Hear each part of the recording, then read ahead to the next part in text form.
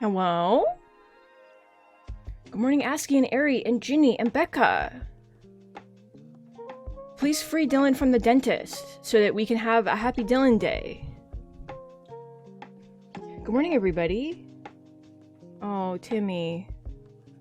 Yeah, things aren't going too hot. But Ari, yeah, good news. We found genitals this run. We have them. And I had to read the most horrible, awkward dialogue out loud in front of all of my beloved friends here on twitch.tv. I don't think this is the run, especially since Becca was looking up how to, like, get the shield code yesterday, and I don't know about that one. I don't think that's gonna happen, you know, in this lifetime. I just don't know about that one.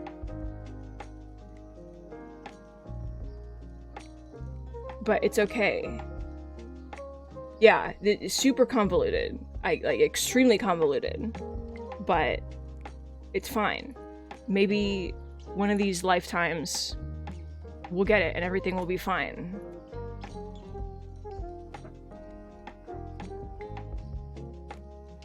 I mean, the run's already, like, over because Mom died. Is the thing. We failed as far as I'm concerned. But, you know, that's a lifetime for you. Who knows where this is going? I certainly don't. The good news is that Tammy is alive and that she's dating Cal now, and that's very cute and they're very good. So, something to consider, you know? We can be feral and run off into the woods and try to get eaten. That's true. I don't know. Yeah, I don't know if you can perform a coup if you don't speak to the alien boss. This is some smooth piano. Here we fucking go, everybody. Get ready to vibe.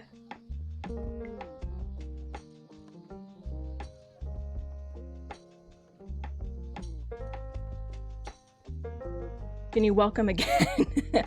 Welcome times 2. Alright, the music is starting with the game. I'm sorry, Fly High Newborn, the name of this lo-fi. Interesting concept. One moment, please. One moment, please. Just a moment. Just a moment. Everybody calm down. Game capture? Game capture? Game capture? The game is here. Game capture, I have it ready for you. I have the game ready and it's here and it's ready and we're looking at it directly. It's crazy. It's here. Game capture? There we go. Oh my god. It really struggled with that one.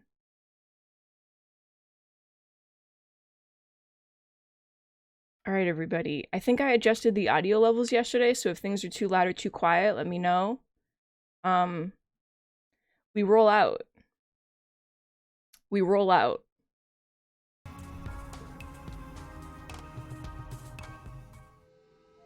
Where am I? Start of the new year. Start of the fresh new year. Oh, Tammy. What's up? Oh, it's birthday time. Thank you. Oh, it's different this time. The cake is light and flavorful and drenched in sugar bug syrup. It's delicious.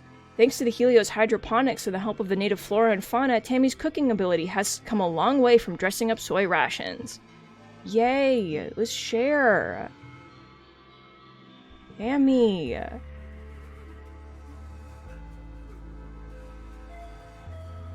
Wonderful. Do I have any gifts to give to my buds? I don't have any, like, eggs.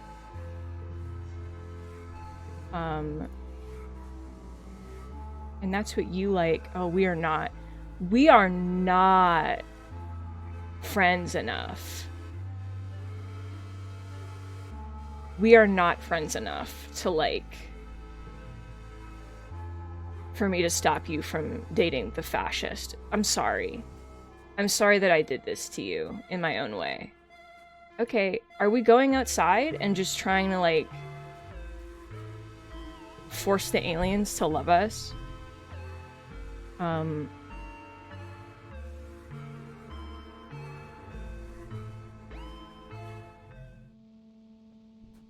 What's up? Oh, Nomi's here. Oh my god, the fucking pulsing guy. I don't have any perception. It's over. Nomi? When you report for surveying duty, Nomi's here. It's their first day as a surveyor. They smile widely when they see you, smiling exuberantly. Oh, you two know each other already? Oh, that was not Nomi. That was... I'd like you to keep an eye on Nomi while you're out there. I'm going to assign you to the same regions for the next little while. Just make sure they don't wander into a nest of snap bladders. Hooray! Nomi cheers and gives you a high five. As Utopia explains to Nomi and some other new Helios survivors about the surveying tools, Nomi starts to get bored and wanders a little ways from the group. You see it happening, but are powerless to stop them from tripping and nearly landing into a nest of Hopeye eggs. They're just about to crash into the delicate spun glass cocoon when Utopia materializes as if out of nowhere and scuffs them by the back of the collar. Nomi, pay attention! Nomi giggles like they don't even realize the danger of being stampeded by the upset Hopeyes beginning to gather around. Utopia ushers them back to the group before things can get tramply. Nomi asks a million questions about the eggs. Are they edible? Do they have hard shells or soft? What is the cocoon made out of? How long until they hatch? Utopia sighs. Just get out of here, you two, she says, before the cute little varmints turn ugly. Come on, Nomi. You're there in spirit.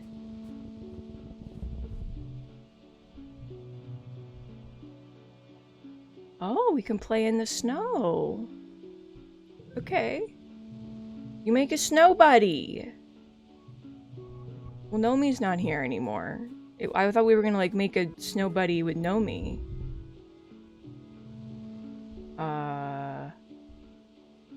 Little plateau, stop to meditate. Become one with the planet. I need to put myself in danger so Sim shows up again.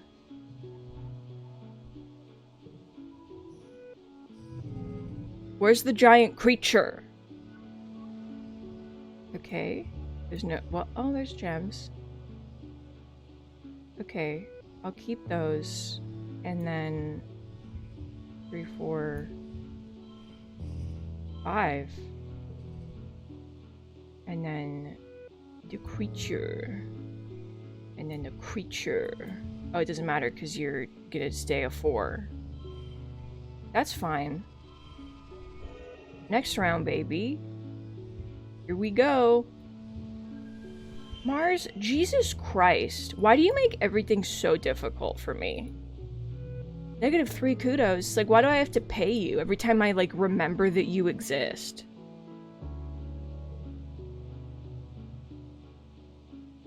Oh, the cloud thing.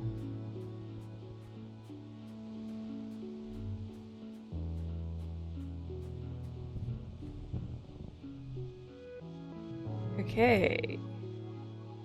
Some kind of baby photosynth. Find a good angle to capture the baby photosynth. Oh wait, 2, 2, 2. Lots of 2s. 3, 3, 4, 4.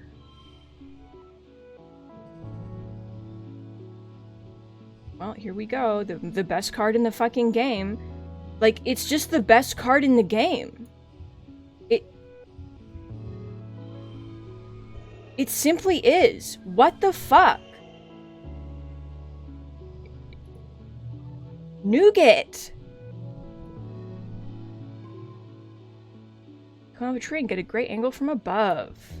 Yay, photos. Sim, my boy? Where are you? I'm in danger. Look at this terrifying beast. Stand your ground against the beast.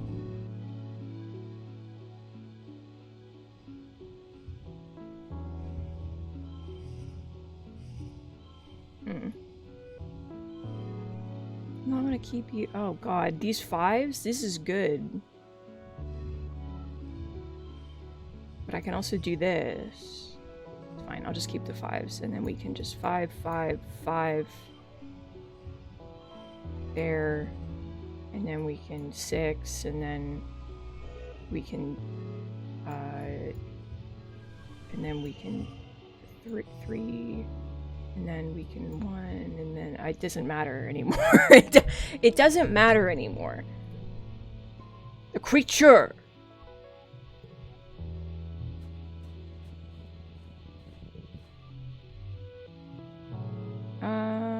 The rocks are flashing yellow. Repeat the pattern. You play a memory game with the rocks. They have emotions. They're just little guys. Pick up the stick. Bushbub.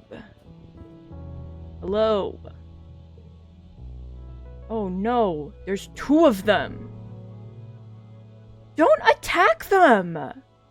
They're being playful. They're playing a game of tag. When the chaser catches up to the runner, they reverse roles. They do it with such gusto that the surrounding underbrush is completely crushed in a wide circle. An almost perfect circle.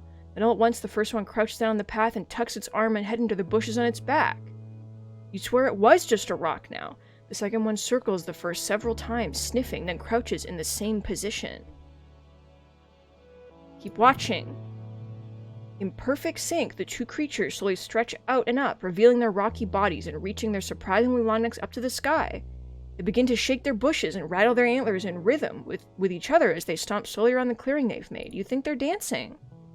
The intensity of the dance increases. They're both shaking their backs so hard that some of their branches and fruit are flying loose. Instinctively, you reach out to grab a piece of fruit. At that movement, the dancers shift, and one of them steps on your hand with the full force of its massive body. You break your whole hand.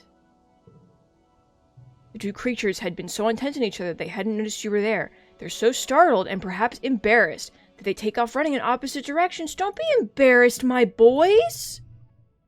No! You're powerful. You're powerful. You're important. Don't let it get you down, my dudes. They're embarrassed that they broke your hand. You know what? That's true. These poor little guys. Also, welcome. You find Nomi Nomi in the lodge. Oh my god, okay, wait. We get to ask about her plain Sona in this run. I love Turbo Girl Hyperjet Transform. Is that what you're drawing? We have good empathy. What kind of aircraft would you be? This is the entire reason that we did an empathy run. The entire reason. What kind of aircraft would you be? Nobody blinks at you, clearly stunned by your interest. Oh, well, okay, kind of. You see, all the cool aircraft are already taken, and it's rude to be a double. I understand that. They press the tips of their index fingers together and look thoughtful. Sometimes I draw my character, as something weird, like a hot air balloon. And then I think it would be kind of cool if I was the only regular human in the Turbo Girl Hyperjets. It's true! So valid, dude! So valid of you to be a hot air balloon, and also to be the most special only human in the whole squad. Fucking Make yourself a Mary Sue. That's what this is for. Huge fan. Let's relax. You nestle on the cushions, close your eyes, and listen to music. You have an archive of over 100 years of music to choose from, but still, you wonder what new songs they're writing these days, 10 million light years away on Earth. The only new music you've heard is when the adults have come up with a new space shanty, but it's not good. Forget the sport ball.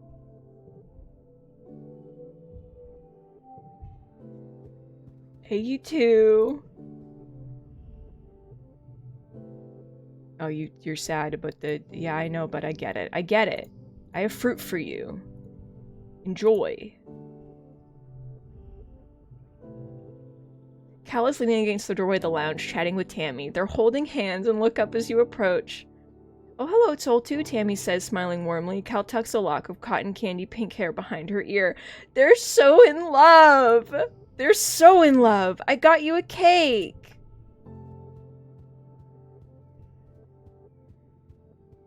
If anything happens to them, I will literally never play this game again. So I hope everyone's paying attention. Hi, Rex. Oh, he wants to play cards. But we remember. Is it Bottoms Up? I love that game. Rex blinks at you, surprised. Oh, I didn't know they played it in the colony, he says.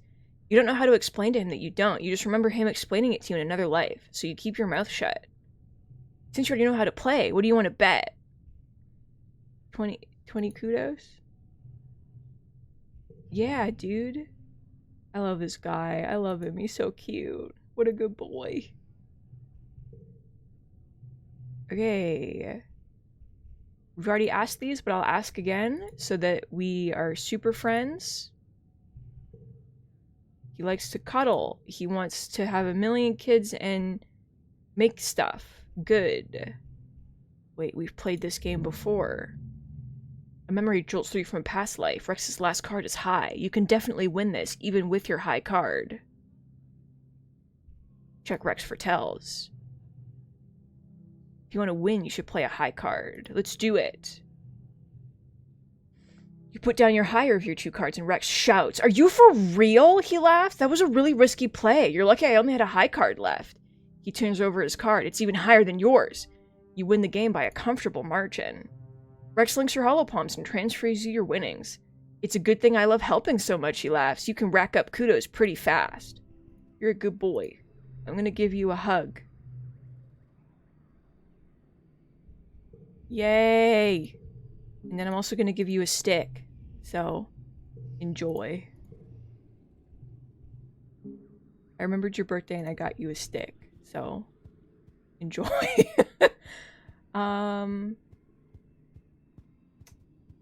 How's Mars doing? Oh, you're down here. I didn't even notice you. Do you think I'm stuck up? No. Take this. Enjoy. Oh, new Mars just dropped. Mars and Nomi are bent over one of Nomi's sketchbooks. Mars is talking animatedly with expansive hand gestures. Nomi is nodding along and taking notes. No, Mars exclaims. This neckline needs bolder lines. And down here, lots and lots of extra fabric. And make this part gold. I want it to scream, I don't have to work like everybody else. I'm only here to look beautiful and have people adore me. But we do have to work, Nomi pouts. Nanoprinting's restricted for the kids these kind of materials. It costs kudos. Mars rolls her eyes. That's the point. Nomi huffs. Not everyone's got as many kudos as you, Marzipan, especially as Helios. We didn't have any at all when we landed. If I want to wear something other than uniforms, I usually trade or mod old clothes instead of printing new ones. Mars looks appalled. You trade clothes? You don't even sell them to each other for kudos? Nomi shrugs and tucks their hair behind their ear. It's just, some kids can't afford to print this kind of clothing, right? So you're losing out on them as potential customers. So maybe instead you could design clothes that are pretty but also made from common materials so everybody can have them? Nomi smiles brightly. Then maybe when you're in charge, you can get rid of kudos entirely. It doesn't seem right that we trade kudos for extra stuff when we're all supposed to only have what we need anyway. Nomi packs up their sketchbook and leaves, and Mars turns to you with a thoughtful look. Hoomst. Stardust Wishes, welcome! Welcome again! Thank you for the follow. Oh, Nomi doesn't know that I was the one who started selling them for kudos in the first place. My dad keeps saying I shouldn't do that because hoarding kudos and treating them like currency will cause, she makes quotation marks in the air with her fingers, wealth inequality. Do you think they might be right? I mean, yeah. Oh, Mars says, tapping her chin. I mean, I knew the Helios were tragic, but I just thought they had terrible taste, you know, the uniforms and the haircuts. I didn't know it was because they were poor. Oh my god. I really don't think that CUTEST make everything unequal, Mars continues. Like, you can always work harder if you want something nice, right? That's what I do. Mars looks genuinely troubled. It's great that we have everything we need. Well, as long as there's not a weird disease or famine or whatever, but we're still poor, you know? She sighs. We're poor in culture. Like, yes, every colonist is a steaming pile of mashed trippet every morning, noon and night, but what if I want to watch a holo that I haven't seen a million cajillion times? Mars puts her hand on her head. When we only focus on survival, who's making the holovids and the symphonies and the gourmet food? She throws her arms in the air and shouts, we have everything we need, but we're poor. Poor people don't care about art. My god, Mars. Oh, my tea went down the wrong way. It's fine. Mars snaps her fingers. No, I've got it. I'm a genius. If the adults want to incentivize the creative class, we need to do it ourselves. We need to get the adults on board with adopting CUTEST and using it to pay for luxury goods. Instead of slaving away in the depot or the kitchen, people like Nomi could be artisans. She grabs you by the shoulders. If we have actual creative class, maybe we can get some culture on this stupid rock. I can't believe I never thought of it before, she says, clearly possessed with a beautiful vision. I'm the richest teenager in the colony, but what good is it if there's nothing to buy? She's a little confused, but she's got the spirit for sure. Here I am sitting on more CUTEST than I could ever use, and I could have been using it to kickstart the creative economy. I could be a patron of the arts. Mars releases you and pulls up the finances screen in her holopalm. You catch a glimpse of her balance, which is more CUTEST than you've ever made in a year at least. Yes, good, Mars says, thinking out loud. More than enough to start. She looks at you. Well, Soul 2, she says imperiously. You'll join me, right? Let's give away some CUTEST. I mean, okay. You know, you do have the spirit. Take 100, I don't care. Yeah, whatever. Mars' eyes go wide as she sees 100 CUTEST land in her account. Ooh, daddy, she laughs, fixing you with a wicked smile. I didn't know you were so generous. Never call me that again? Never call me that again. Just first and foremost, never do that again. There's more that came from, baby. Mars throws her head back and laughs, delighted that you played along. Oh, aren't you fun, she says. Okay, but did I unlock like an arts class that I...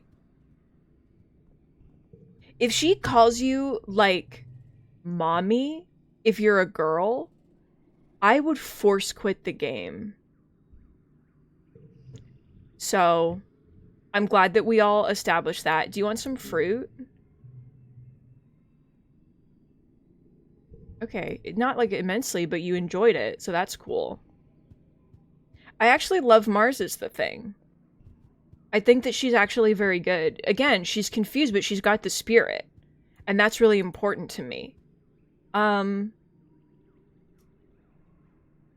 What the fuck am I doing? I'm like, I guess I'm going outside. I could go work in the depot again. Like, I don't know what to focus on. I feel like it's too late to focus on going outside. But is it? Like, I'm trying to lure out Sim, but I just feel like Sim isn't listening to me.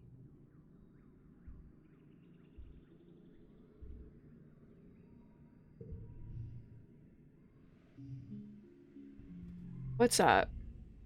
Oh my god, the thumping noise. I don't hear it. I don't hear it. I don't have high enough perception. My perception is so bad that I don't know what's going on in my life. Like, I'm useless out here. I hate it.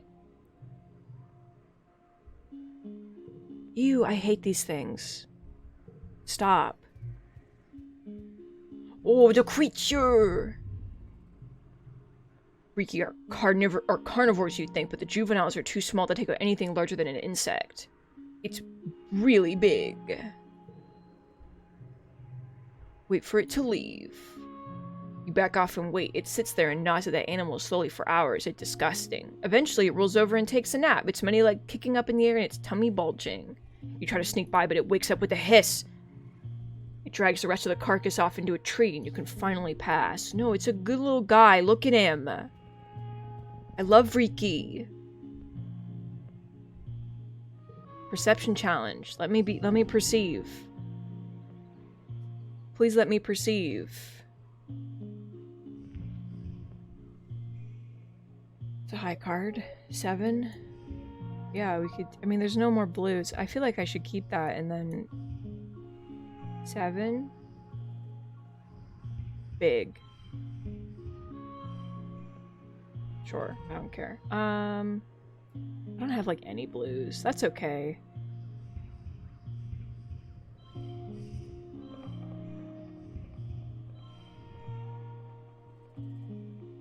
No.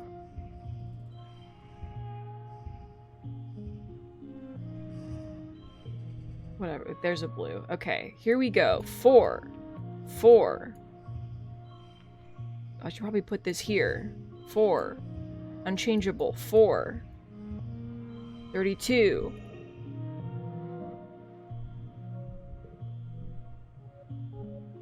Forage a thing. Again. A bristle slug. Observe it. It's very cute. Sim, I'm in danger. Look at this. Oh no, it's a creature.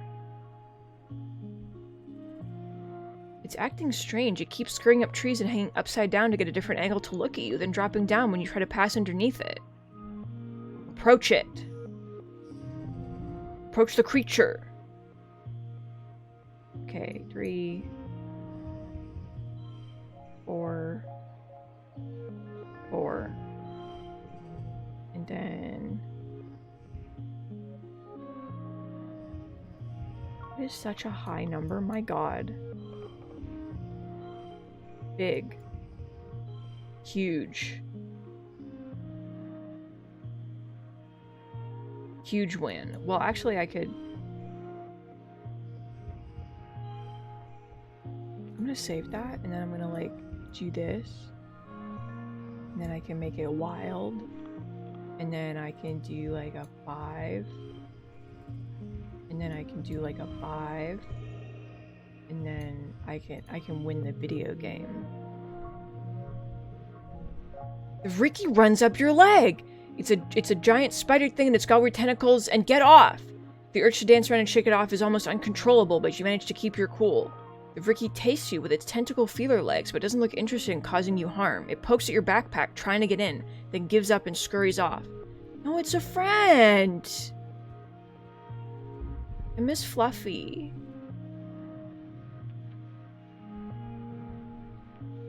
Oh, I can't. Okay. Watch quietly. The fucking larvae are here and I hate them. Fine, we'll harvest the honey, I guess. I hate it.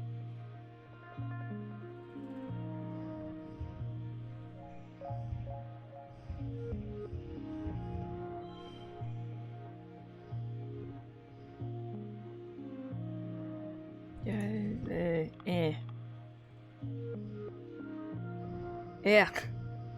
These are bad draws. I don't like them.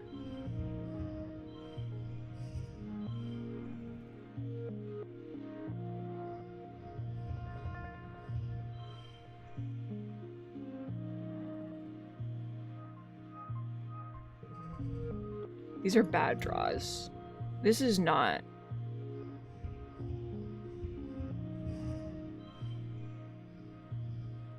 Card becomes 3. Card is 3. What about this? Push through, I guess. If you blow Rex's bar, it takes half the logs to build it again. Okay. If you get either Mars or Sol as governor, you can start the mutiny easier. Okay.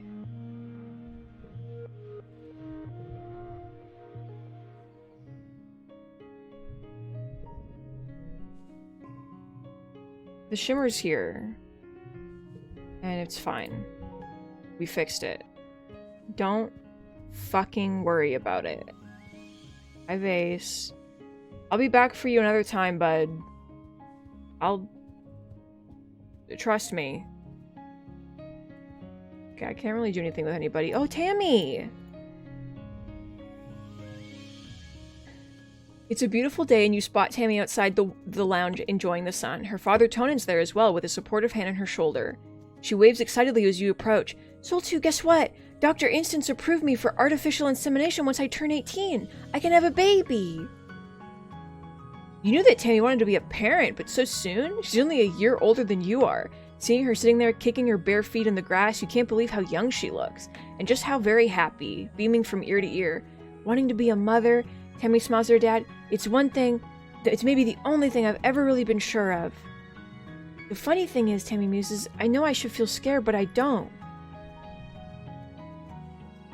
I know I've been scared my whole life, she laughs quietly to herself, but when I think about being a mother, I only feel calm, like I can be brave, I can do anything as long as it's for my baby. Tammy's father gives her shoulder a squeeze and she leans against him.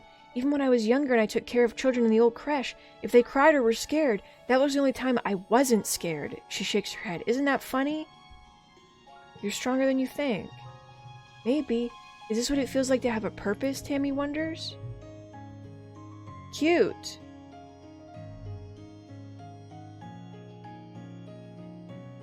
Okay, the other one, getting voted a second engineer, it's probably a lot of cost. Yeah, no, we're not doing that for this run. A congruence thing that needs Hal to be dead. Okay.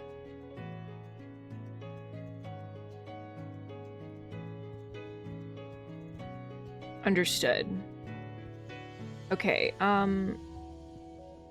so let's focus on some quest stuff then. What are we doing? So if we... Oh, I need to relax. I can't do anything.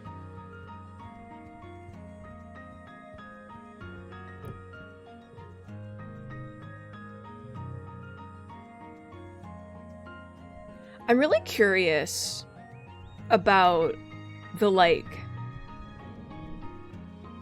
Yeah.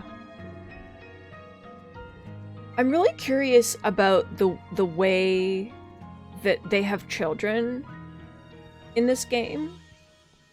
In like a really like... Tammy was like, I'm cool for artificial insemination. And it's like, you have a boyfriend. And when it talked about like our parents, it was like they did it like the old fashioned. And it's like, why is that old fashioned to have a baby with the person you're in a relationship with? Why do you have to use the sperm bank? Like, why is that like a requirement? It's so bizarre. Is it because there's like so few people here that they want to keep the gene pool like with like random, I guess it's very, I'm just like,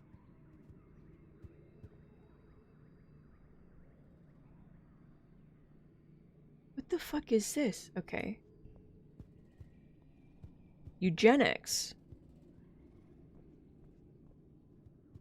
Okay, I literally don't know what to do. Like, I don't think... First of all, where's Nougat? Where's Nougat? This is just something I feel like I need to ask. Where the fuck is Nougat? We can assist the governor, and we can learn about that. I feel like going outside is kind of a waste of time, because I'm too bad at everything to do anything. So... I don't know if I want spoilers. I mean, I already kind of was spoiled for some things. But if it gives me a direction right now, perhaps?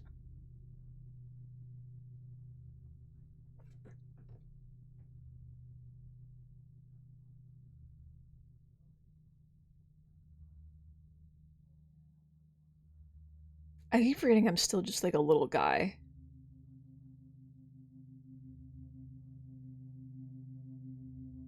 What is that noise?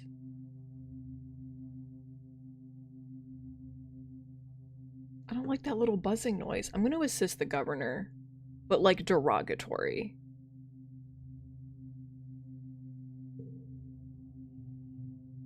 As chief administrator, Seek likes to think that they secretly run the colony behind the scenes. This manifests in them watching you very closely, suspicious of your motivations. To the adults, especially the older ones, you'll always be crash kids, not to be trusted with anything of importance. One day they pull you aside. Soltu, I need your assistance for a clarified mission, they say. You're surprised. Seek never trusts anyone. Could this be a trap? You probably shouldn't trust me.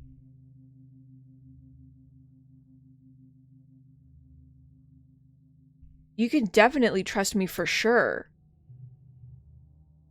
Seek stares at you for a long time, as if gouging if you're really trustworthy. In that case, they say, looking around to ensure you're not overheard, I need you to run down to the depot and pick up some personal items for the governor.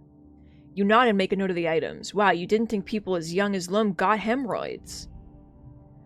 Mars is overjoyed when you bring her the gossip and gives you a few kudos as a finder's fee. Within a day, word's gotten out on the holonet about Lum's unfortunate affliction.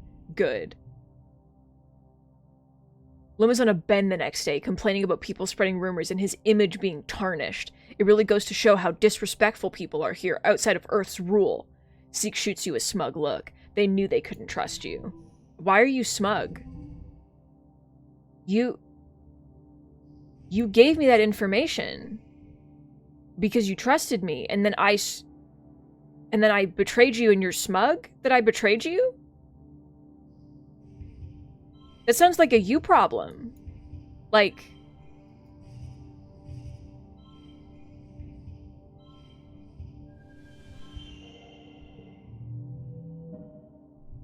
they knew that we'd betray, but it's just like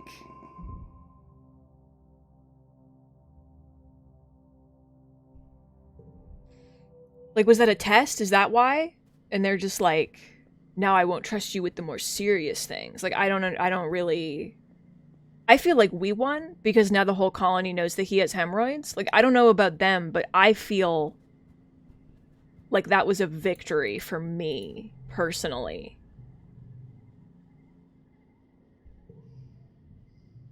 Got you a cake.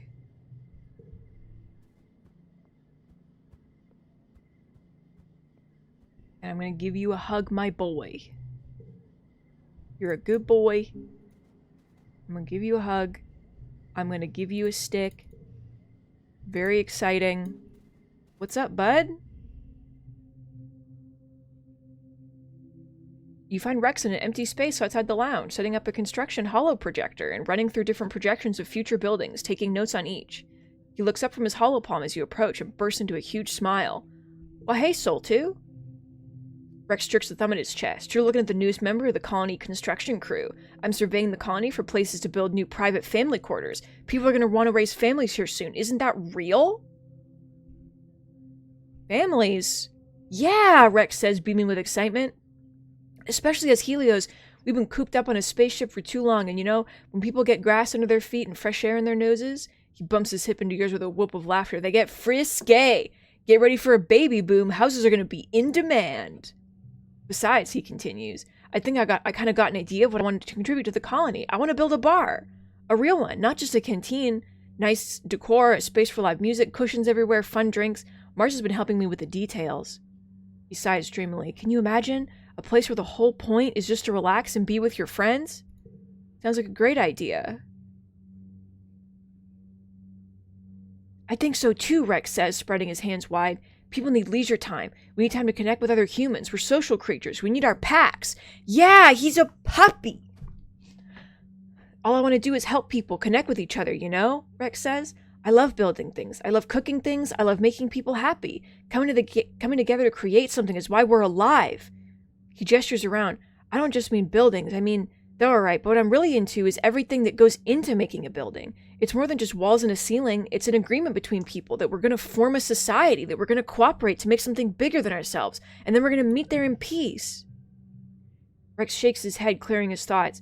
Sorry, I'm just really passionate about this stuff, he laughs. This and hugs. We humans are also really good at hugs. Rex rubs his thumb across his chin, thinking, hey, actually, can you help me? Can you bring me any mushwood sticks or logs you find? I want to start stockpiling them, so when I get approval to start building the bar, we're good to go. Of course. Rex bounces on his heels and launches into a huge hug. Thank you, he exclaims. I really appreciate it. If you find any, you just bring them to me. He's a good boy. Okay, well, I already gave you a stick. So I can't give you another stick.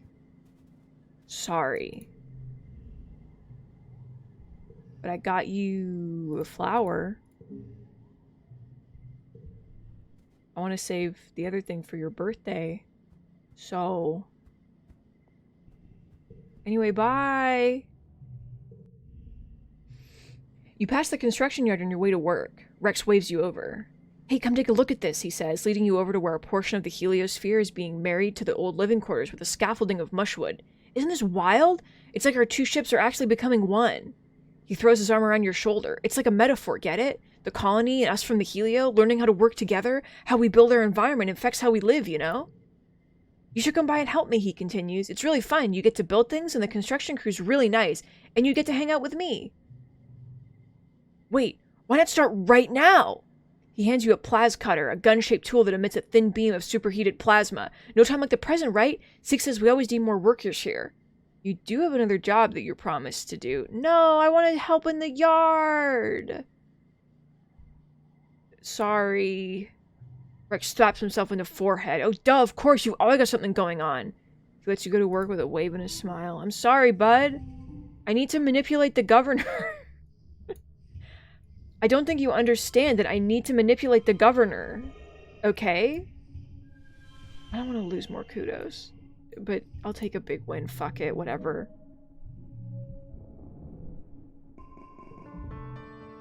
It's Vertumnalia, but it sucks. It's the smell of victory we're gonna kill. So... My secret admirer.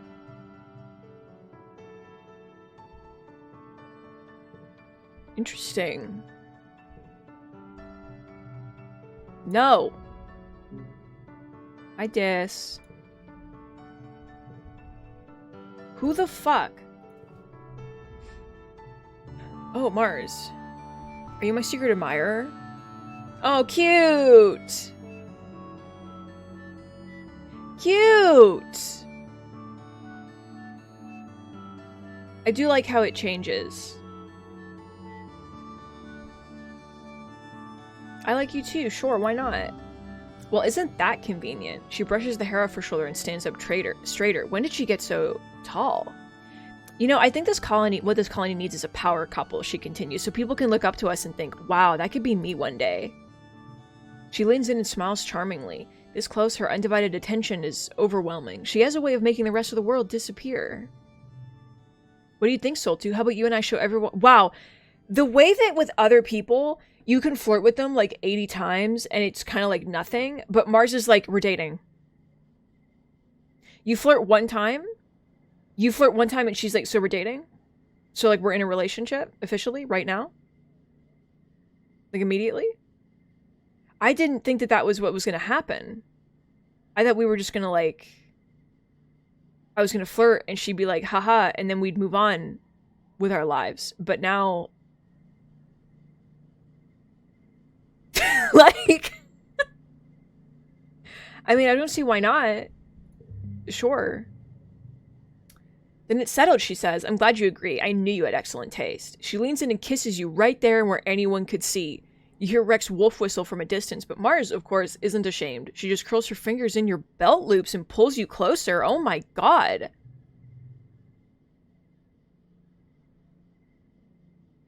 After a minute that seems like an hour, she takes your hand.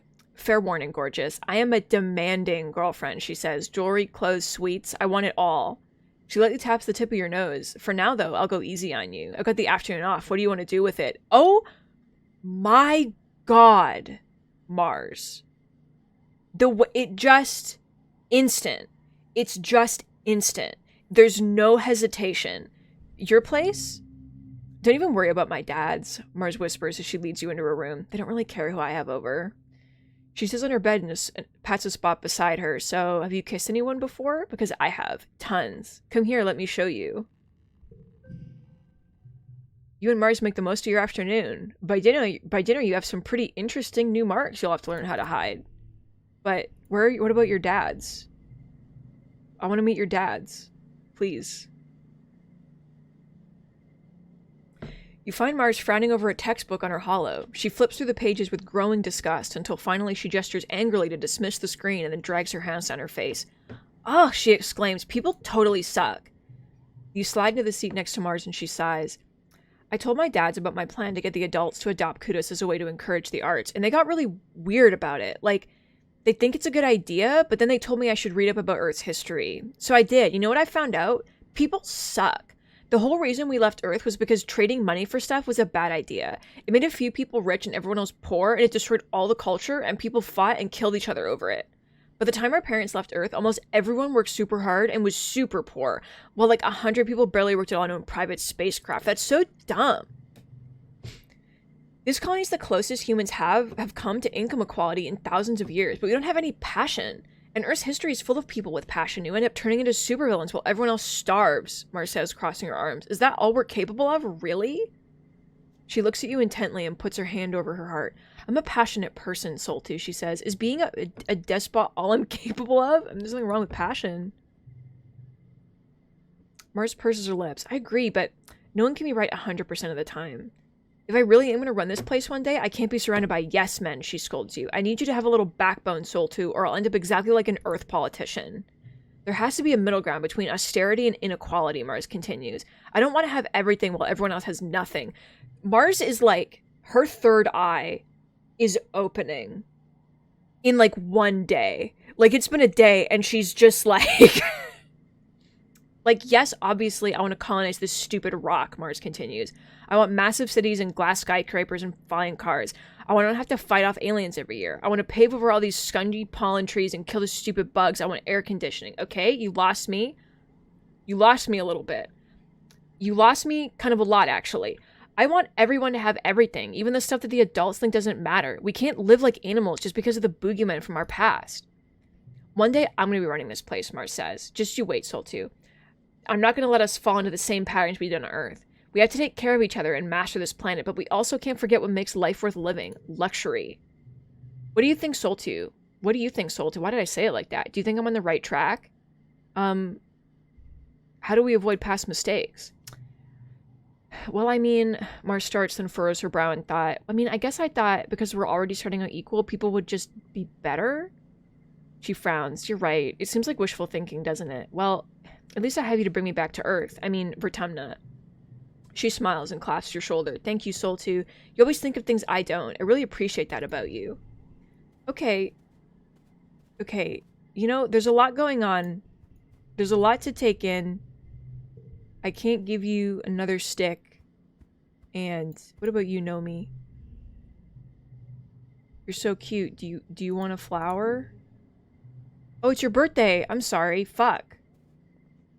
I had a cake. I didn't know. I should have known. Okay, I'm gonna go work for the governor again because I'm a manipulative little man. So, though most people have made great efforts to find common ground, unrest between the Strato and Helio factions is common. The colony was founded with peaceful, egalitarian goals, and the soldiers and scientists of the Heliopods represent everything your parents and the Vertumna group were trying to escape on Earth. This fundamental cultural shock can be difficult to navigate, even for those with cooperation in their hearts. Then there are those who do not wish to cooperate. Instance barges into command while you're on shift, not waiting for an audience before she starts barking at Lum.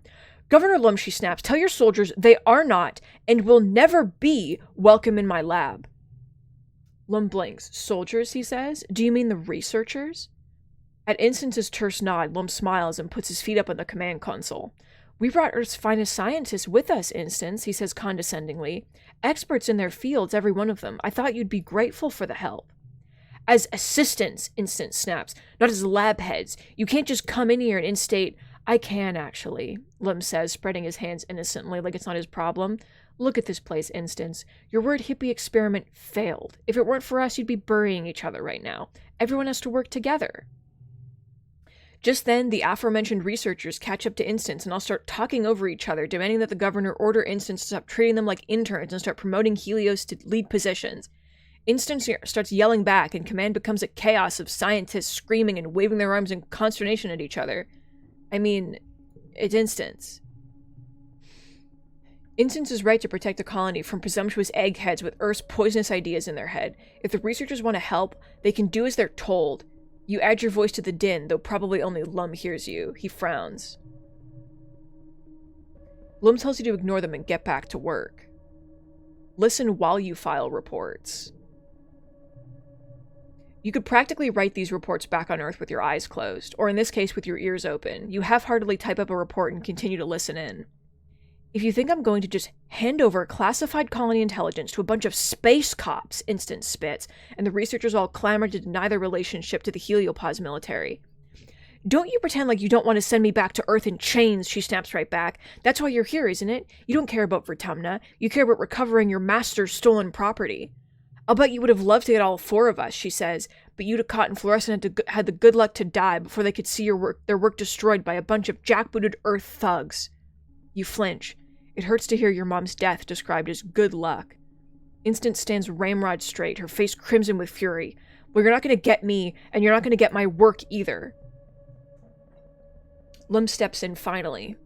Now, Instance, he says, you're right. We were sent here to bring you to justice, but now we're one colony. Neither ship is leaving Vertumna again. I sent a message to Earth telling them that the colony was a failure, and justice had already been served. No one's coming for you. How can you know that, Instance says? We haven't heard anything back from Earth since we went through the wormhole. They could be sending a new fleet of ships right now. A strange expression crosses Lum's face. I've been in contact with Earth, he says with an air of finality. They told us to stand down and refocus our efforts on colonizing Vertumna. The room once again erupts into chaos. You try to get back to work. These reports to Earth that you thought were just busy work may be more important than you realized. Oh, Bud, Jesus Christ almighty, 6. Preacher. Oh, God. Big.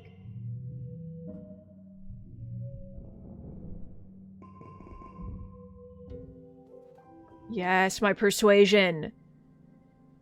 Yes, my persuasion.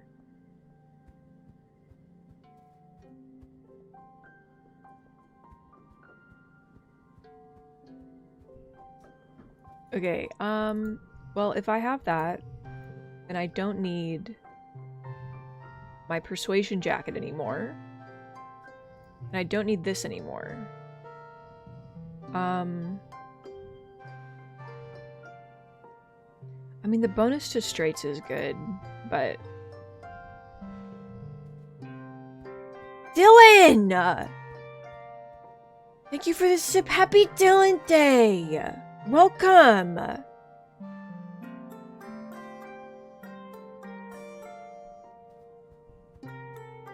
Freedom from the teeth!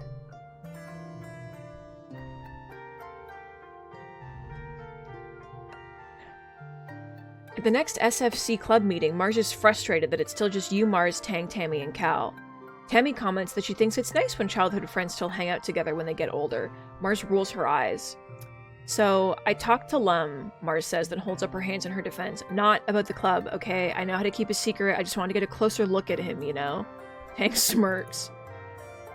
Long story short, Lum's a total idiot, Mars sighs. All he wanted to talk about was how the colony's going to keep winning and winning, and how he wants me to help him make holonevits for propaganda. Like, oh look, we're doing so good, yay! Mars scowls. I mean, first of all, yuck. Second of all, double yuck. He just wants to sit at his desk all day and pretend like he doesn't see what's going on outside. I can't believe I'm saying this, but he's actually worse than Udicott. We should overthrow the government. We should overthrow the government. I mean, you know? How old are we right now? Like 50 or 16. Dylan, I'm so sorry. You're free and soon you will get to eat egg. Mars's eyes go wide. What? We could. Why not? If we want a better future, we're gonna have to build it ourselves. I liked Governor Udicott. Cal speaks up for once. She was really thoughtful and nice. Lum's letting people with guns run everything. It just makes me uncomfortable, man. Tammy nods her head in agreement. You look at the little SFC pin on your shirt and realize your silly childhood secret club might be turning into a bit of a political organization. Yeah, dude, let's overthrow the government, baby!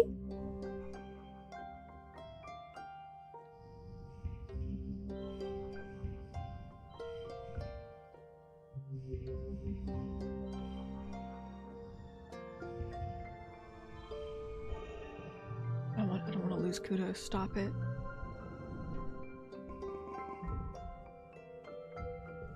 Oops, no, no, I didn't mean to do that. When is your... I always forget. Your birthday is...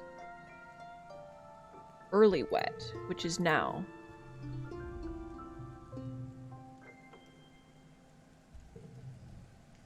Enjoy. And then... hug. And then... stick.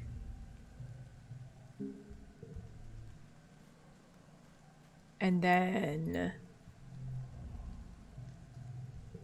then flower. Enjoy. Okay, good, good. The government will soon crumble. Hey, Alex. Welcome. With that deep cut. With that deep cut. Just really get in there.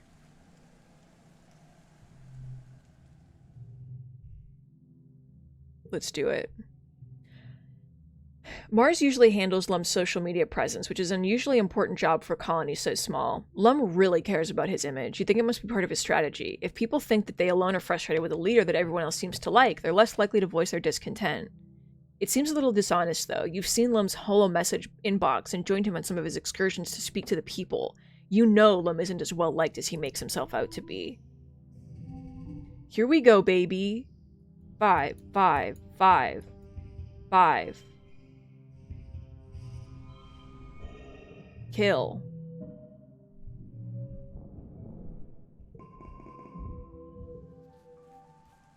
It's almost time.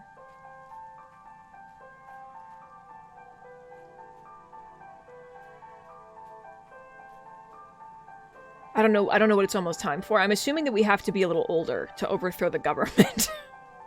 I'm going to assume... Wait, can we go on a date? Can I meet your dads? Can I meet your dads?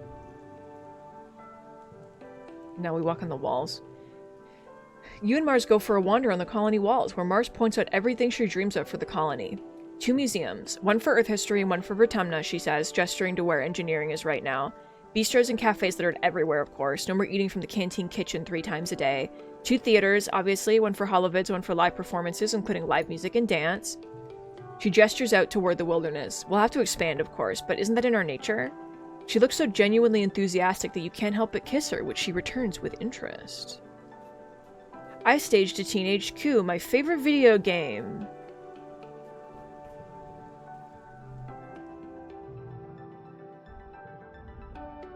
You can't help but think anyone would be a better governor than Lum. No, scratch that. A Trippet sandwich would be better. Complaining about him is something that unites you and Mars when you're both up to your necks in bureaucratic nonsense. Talking about how she would do better in Lum's position is Mars's favorite topic of conversation. Run the government. Run the government. Destroy the government.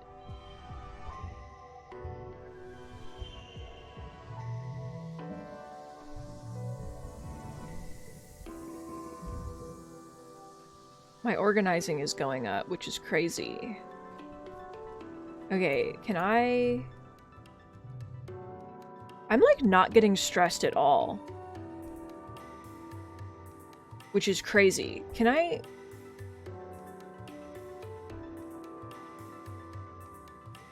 I want to like... My persuasion, empathy... I'm not brave at all, but the only way to be brave is to play sport. I want my organization to be, like, maxed out. You develop a bit of an affinity for the bitter, bracing taste of blep tea. Everyone around you drinks it, so you're always fetching some. It's easy to start pouring yourself a cup every once in a while, then every day, then multiple times a day. You realize you have to cut back when you start seeing visions. Well, more visions than usual anyway. Time to put down the mildly hallucinogenic stimulant, Soul2. Yeah, maybe.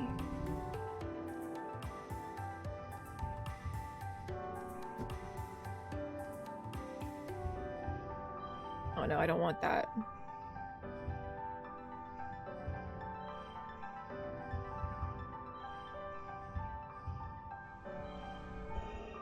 Not ideal, but I don't care. Let me in. I'm almost done. I'm almost done. Oh, it's glow. Fuck. Wait, it's glow. Wait, that's no good.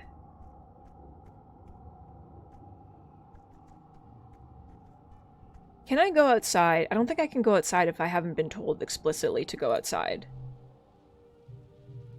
Yeah. I dis. So, something else to consider is that we haven't befriended Dis, which means that he is going to bomb the colony. Which is something I kind of just realized. Something important to realize is that we're all going to die because Dis is going to bomb the colony. So, enjoy.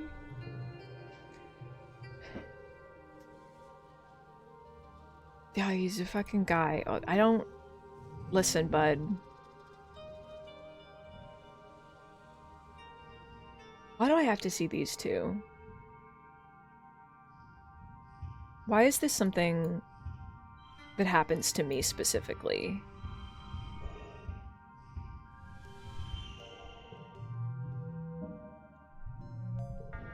Fuck yeah, am I organizing?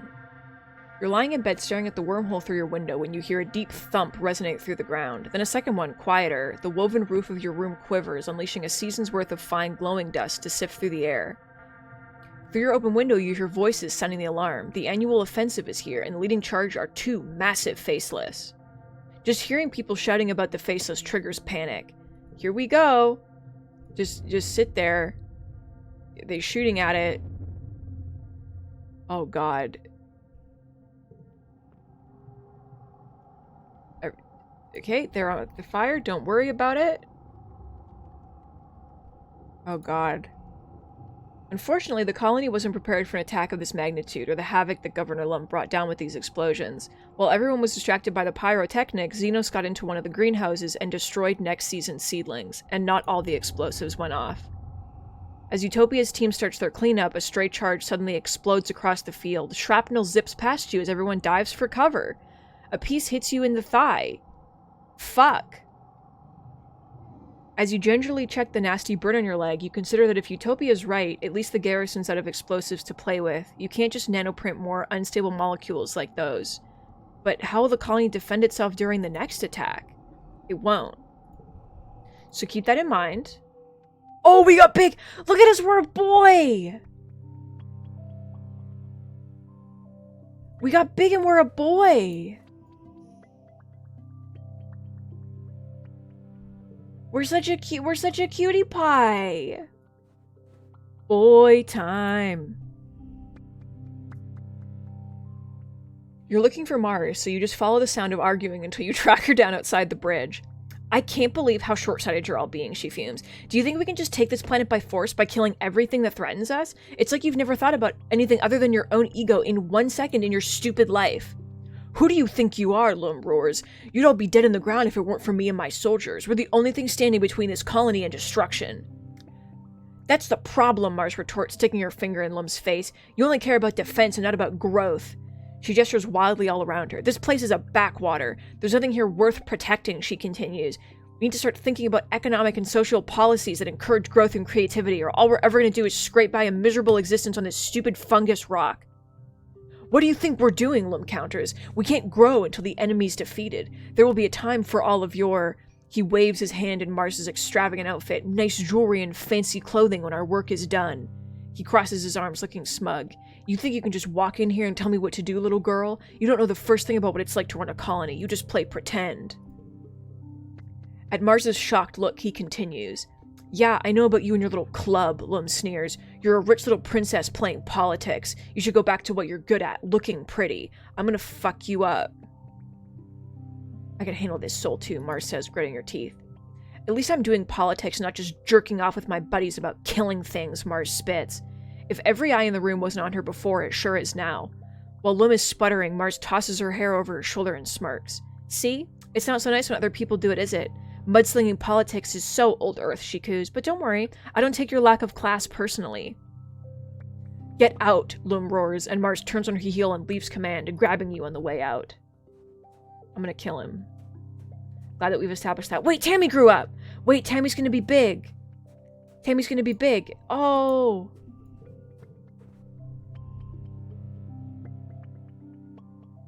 Rex is hot. Take your own shirt off in solidarity?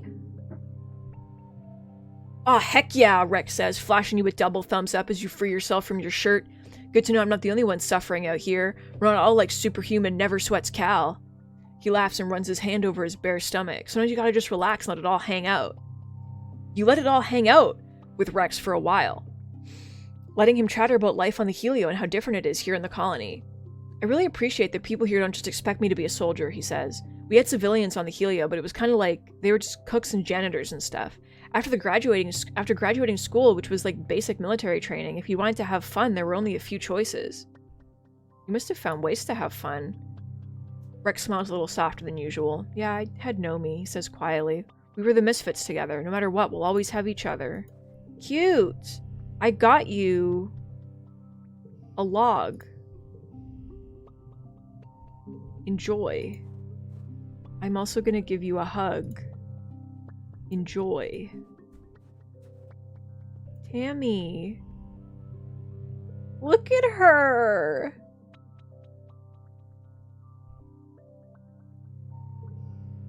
I got you a flower.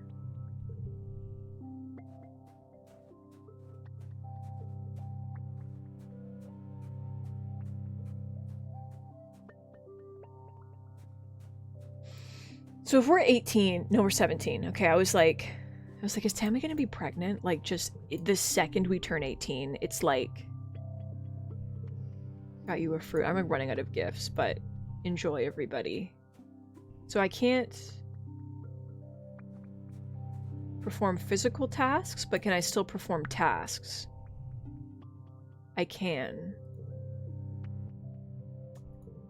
Okay, Being Lum's assistant isn't the glamorous life of political intrigue you were hoping for. He's more of a soldier than a politician, and even then, you hear he's not much of a soldier either. If he notices that people mock him, he doesn't seem to care. It almost makes him more boastful, like he thinks the sole duty of governor is to soak up as much attention and power and wield it whenever and however he likes. Whenever he's questioned on something, he unleashes such a torrent of bravado and barely veiled threats that it's impossible to make your own point, and then he just pushes through what he wanted to do anyway. It's infuriating. Given that the colony's governance was based around the idea of communication and empathy, no one seems to know how to contain him. As for the Helios, they seem to have their own ways to get around him. They're grateful he's got into politics, because that means your older and more experienced security chief Rhett makes all but the largest military decisions. In fact, you think some of them enjoy that he's such a moron, because they hope the colony fails. They think he's entertaining. Oh, Jesus, this is a little bit too close to... This is a little bit too close. It hits too close to the chest, I think. Mars is responsible for producing his social media content, which he considers an important part of his brand. They mostly consist of powerful sounding but ultimately empty speeches about how great the colony is doing and how proud everyone should be of their really, really, truly great work. Just fantastic, really. Usually while carrying a log of mushwood so he looks super strong. You and Mars are huddled in command, trying to avoid his attention while Mars scrolls through Lum's selfie roll, trying to pick the best one for social media. As a political strategy, it's not unheard of, she mutters. Plenty of Earth dictators used it. I just can't tell if it's his official strategy or if he really is this vain. You hear footsteps approaching and Mars groans. Lum claps his hand on her shoulder and smiles broadly. There you are! I was thinking in the next video, I think the colony's ready to see some of the footage from that counterattack I led against the enemy aliens. Oh, stars, you've heard of this. Lum plays the footage, a shaky holopalm recording of Lum screaming, "For Earth!" and charging into battle during the attack just before your 17th birthday. He looks like a complete idiot, his stupid cape flip-flapping in the wind and his face purple from exertion and fear. You barely stop yourself from cringing. The scene erupts into chaos and the explosion that almost got everyone killed. You can't believe this is the footage he wants to hold up as proof of his bravery and vision. This is great footage, Mars simpers. Just really great. It's actually perfect for Soltu to practice working on his video editing skills. You shoot Mars a stinky look, but she just smiles. Lum agrees. With such great material, he practically did your job for you. How are you going to spin this into a propaganda piece? Try to make him look bad. Obviously. There's no opinion. There's nothing. There's nothing else to do. So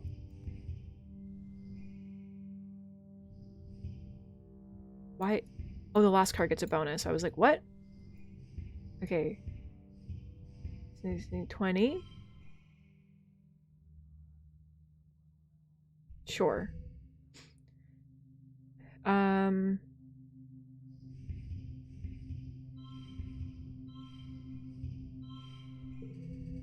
This is possible. It's fine. Don't worry about it. It's possible.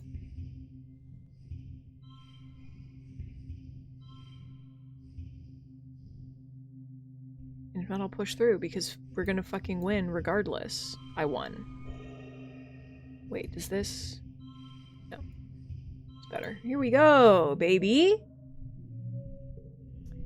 You crack your knuckles and settle in to make Lum worse than a joke. You make him a meme. Mars cackles when she watches the video, then hits send. It's perfect, she says. I don't care if he looks bad. Garbage in, garbage out, you know? She sighs wistfully as people start to react to the video. I would give you much better source material. Well, our colony defenses went down from that. It's your birthday! Are we gonna have a party? Let's go! Oh my god, it's the party! It's the sock hop! The two boys!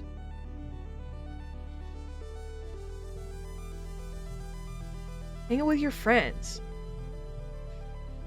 Rex and Mars take the dance floor, joined by Anemone and a reluctant-looking vase. You stay behind with the others to watch, still marveling at how mature your friends seem tonight. They've transformed, like grotty little grubs, into beautiful Dorbs moths. This shows up late and skulks around the outside of the lounge, eventually coming to pick at the food on the table. He keeps his distance from Tangent. As the dancing wears on, Tammy comes out with a great big tray of appetizers. Cute little bite-sized things with strange-colored pastes and fancy garnishes, so grown up. It's a good thing you didn't go. You'd have missed this. Keeps his distance. She is so cute. I'm obsessed. Oh, time to grab a partner. Go find Tammy. No, Tammy's taken. We'll get Mars. Mars strikes a pose as you approach, demanding with her body language that you take her hand and bow deeply before dancing with her. It feels a little silly, but Mars is something of a princess. She twirls you around the dance floor as if every inch of it is her domain and you her courtier. It's exhilarating. The two of you are the talk of the dance floor for sure. You narrowly avoid bumping into Anemone and Vase, who have stopped dancing and skip directly to sucking face. Mars rolls her eyes and chides them to get a room, OMG. After the slow songs, Nomi spins Congruence's music library to something with a little more bounce to it. The dance floor once more floods with bodies ready to gyrate, and then these fucking idiots show up, and they say they're fucking shit, and they're so happy, and they're... hiss. What do the poems mean? It means that I fucking hate you. So... you know? I'm mad. I'm mad. Okay. And then Dad's waiting, and then everything's... but it's okay. Don't worry about it. Everything is okay.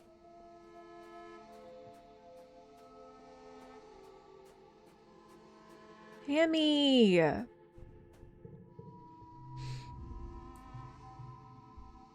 Oh, she's like crying. Share.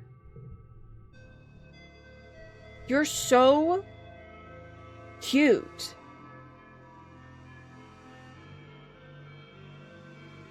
Oh my god, she is 18. I forgot that she's older than we are. Are you pregnant? She's working on something that involves a lot of yarn and shiny beads, and she gives you a tired smile. The second she turned 18, I swear to God, it was instant. Wait, does Cal act different if you talk to him? I wonder if they're like... I wonder if they're like doing something. If they're like plotting.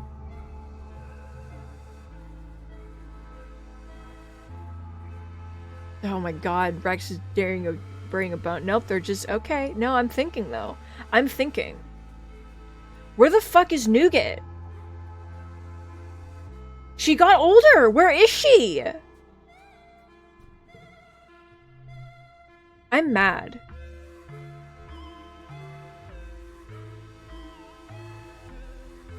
I'm gonna help in the kitchens.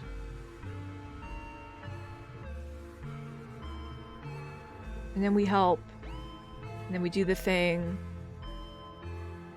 Tammy claps her hands excitedly. And will we get to decorate cookies, she asks? Sometimes me and my dad used to decorate cookies together, and it's really, really fun. I think everyone would really like it. We could do stained glass cookies with bobber fruit jelly. Yeah! And chuckles. Cakes and cookies with fruit and frosting for 100 people? Wow, you have quite an imagination, Tammy. She takes the ladle and spoons up some of the stew. We need to focus on large, hearty dishes that can easily feed many people like this stew, she says. If things get busy, we can serve the soy rations as is, but it's much nicer to actually cook them with something else. She beams. Full tummies make for happy workers. Aunt Anne sets you and Tammy up with a few basic kitchen tasks and leaves you to it. If you need help, I'll be just around the corner, she says, or you can ask Congruence for advice. She has every recipe and method you could ever need, and she's an excellent teacher. You quickly have your hands full with the sheer volume of food it takes to feed 100 people. Workers from the canteen shuttle back to pick up trays of soy rations and pots of stew at regular intervals. Somehow you keep up. Feed the people. I wonder if Nougat is playing sport. Nougat really enjoyed sport. That's something that's important to me.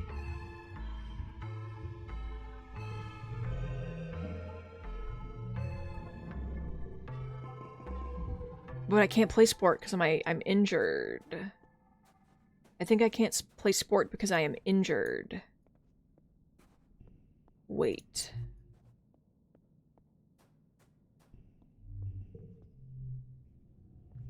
No, I can.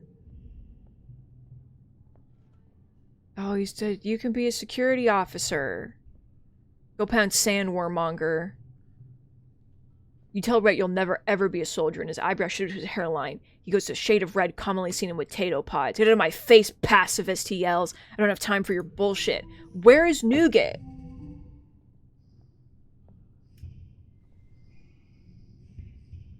I didn't want this.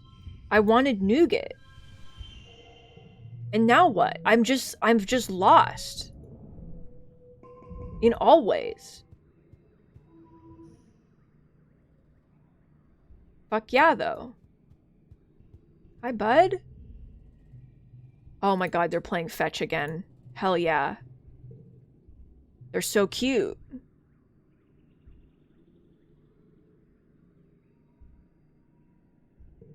And they're like, ew, no, we're not dating. We're like siblings and we love each other. And then they love each other and they're really cute. And they're very cute. I'm your friend. Group hug! Fuck yeah, dude. Hell yeah. I got you a stick. Enjoy. I'm also gonna give you a hug. Enjoy. And look at them.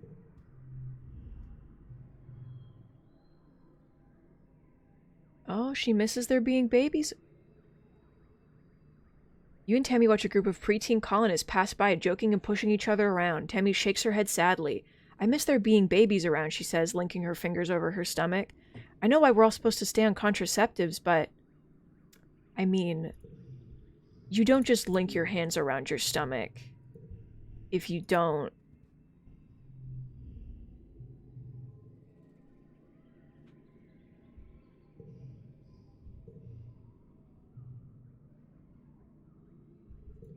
I don't really have anything for you. My physical skills don't increase. That's fine. I just want to see Nougat. I mean, I guess I'll just look at Nougat here. She has a tail.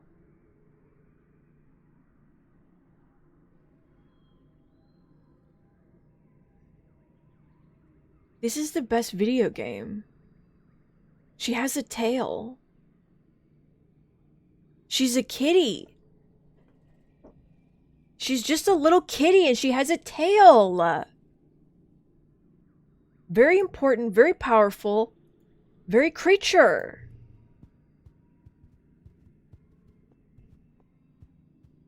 Okay, what the fuck am I doing? I guess I'll try to get my creativity up. I don't fucking know, dude. Like, we're trying to overthrow the government, but it's like, I'm already full up on these skills, but I think I have to keep doing this to, like, get the thing, right? Get the, like...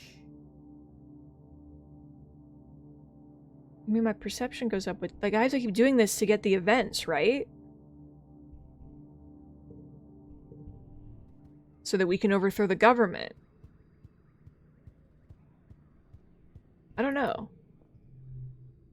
Let's heal. Let's heal.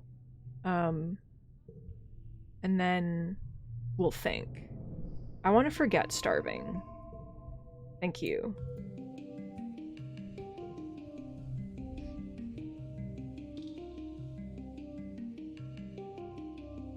Hemi looks conflicted today. She anxiously twists her hands in her shawl as she speaks. I think if I have a baby, I want it to be from Vertumna. Do you know what I mean?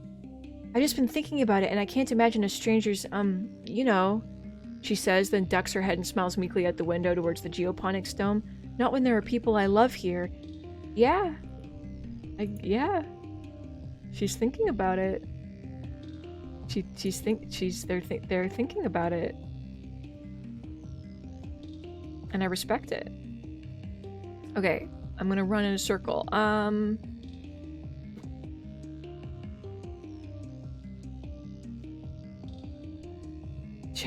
Should I get more brave? Should I become...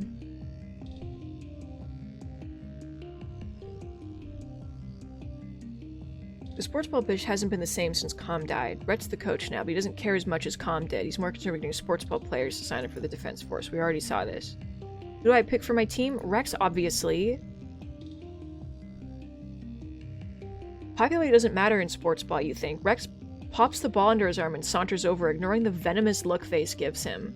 Anemone chooses Vase right away, obviously. But, like, what happened between you two? I want to know.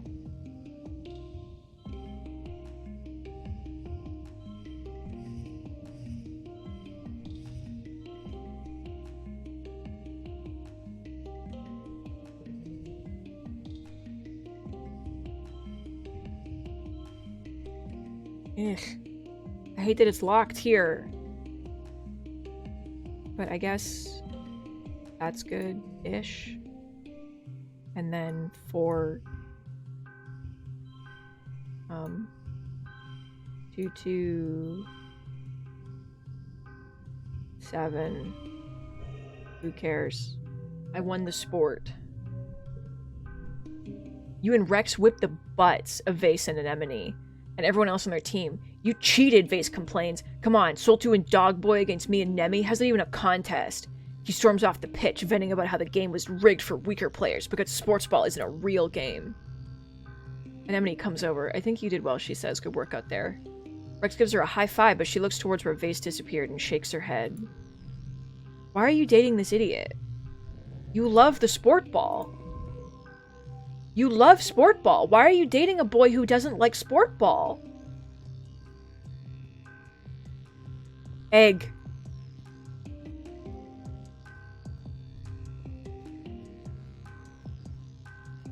I'm so, like... I want to see Sim, and I want to give him a kiss. My perception still isn't going to be high enough, I don't think.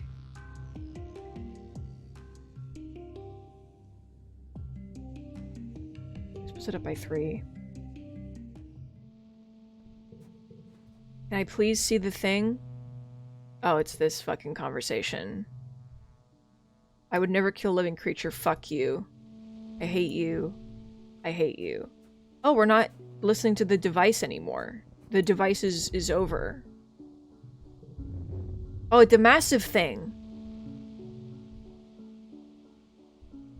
Stand still. But then... Oh. Oh. Oh. Sim, for fuck's sake. My boy, I swear to God.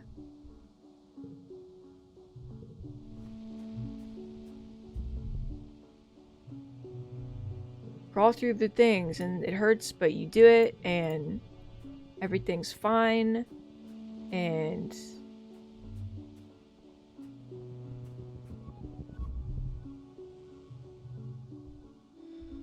Touch a rock. Read the pattern of the rock. They like it. They're enjoying it. They're creatures. Hello, bush bub.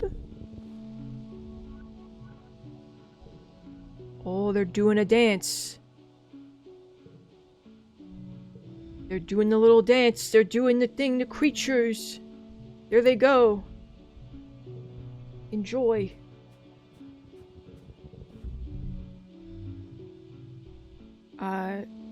Perception, please.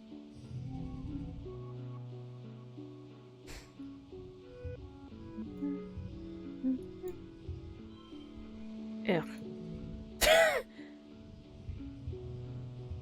It's already wild. It doesn't...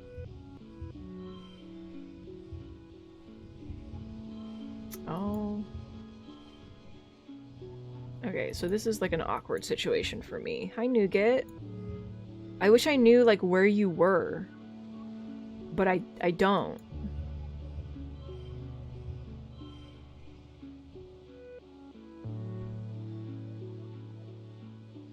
Or I could do this. Big boy. And then the... Jesus Christ. 4.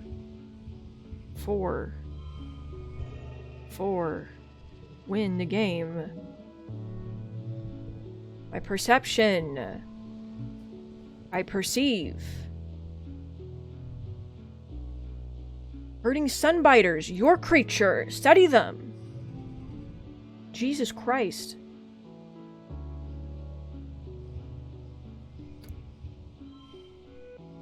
I mean, that's just no good.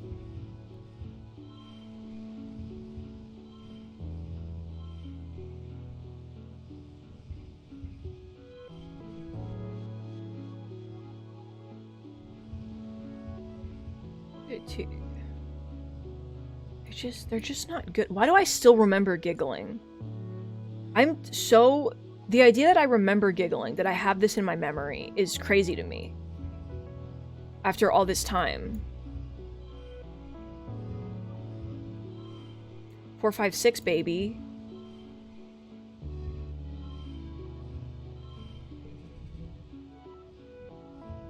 Do you guys ever remember giggling? Is that something that happens to you? You've seen this herd a few times traveling through this stretch of wilderness. All day they bask in the sun on the top of a plateau. Now that evening's coming, they're coming down to the plains to forage. They like to hang out in big groups, mostly lie around all day being lazy. Sounds good. Good boys.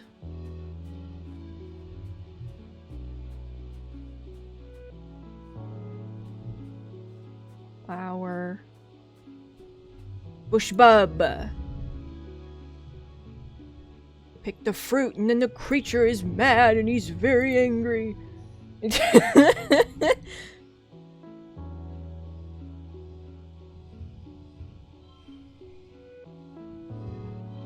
Oh, this is become a 3. We'll just kind of get that out of the way.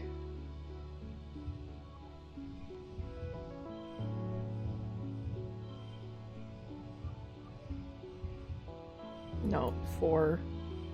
It's all fucked up. It's all fucked up, but it's okay. Don't worry about it. It's fine.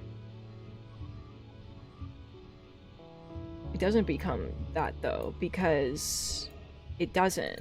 I've won so much. You sued the bush bub. He's a good boy. Hello, second bush bub. Stand your ground against the guy. Oh, I'm very mad. Oh, very mad hot boy. The shitty cards out of the way. And then we go crazy. Well, I guess we can go like soup. I don't want to lose kudos. I just don't want to.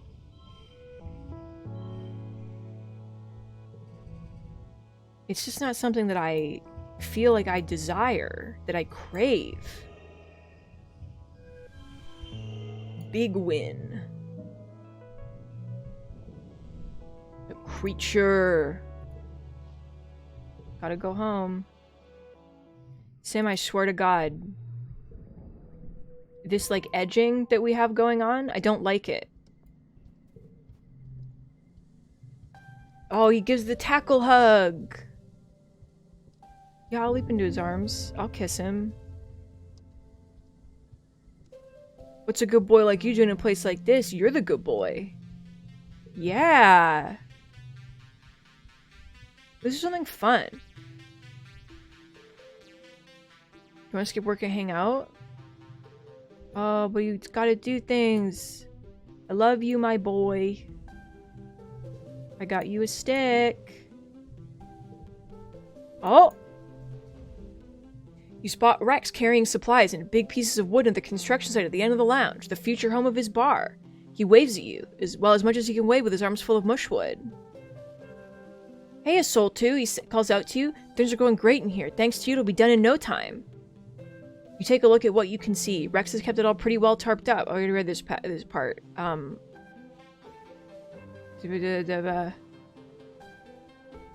I'd love to see it. Rex shifts from foot to foot. Well, he sighs, biting his lip, but you get the sense that he's dying to share it with someone. Okay, he says, but just for you. You follow him into the tent. It's chaos inside. Littered with pieces of mushwood of varying lengths and covered in fine sawdust, light coming through some gaps in the tent pick up the little sparkling motes of dust in the air, making it seem almost magical. Rex spreads his arms. Well, this is it, he says. Well, so far, we have a bar and a dance floor. That's all you really need. He swipes open his hollow palm and starts playing some music, then shimmies over to the only clear spot in the mess. That must be the dance floor, you figure, because he starts wiggling and bopping along to the music, gesturing for you to dance with him. Hell yeah! Rex cheers as you join him on the dance floor. He grabs your hand and spins you around. You laugh and dance to the music coming from his hollow palm.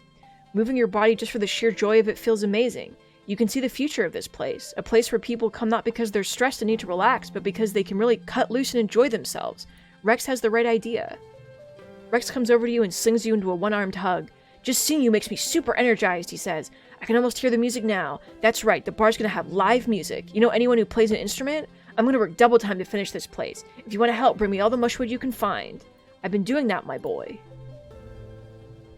But the game only lets me give you one stick a month. I'm on like I have, you know, it's difficult.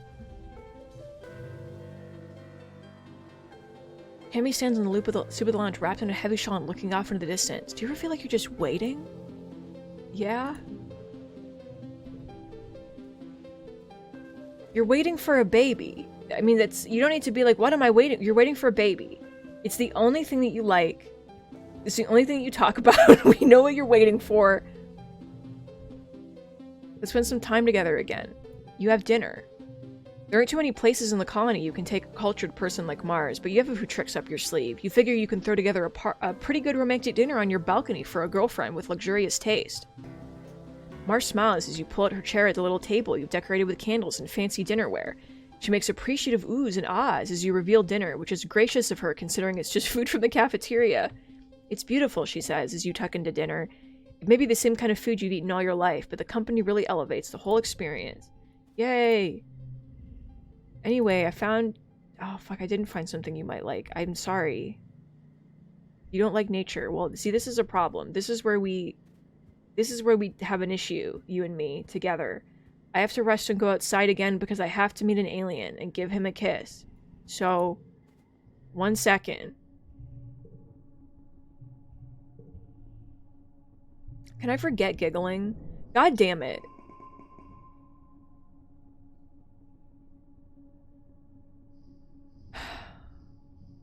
I don't know, dude. Brain card? Forget? It's for Tamnalia. Here we go. Here he comes. He's like, we're gonna go to war and we're gonna kill everybody. And it's gonna fucking suck. And... Oh, Tammy's here. Oh, I've got good news. The colony has its first pregnancy.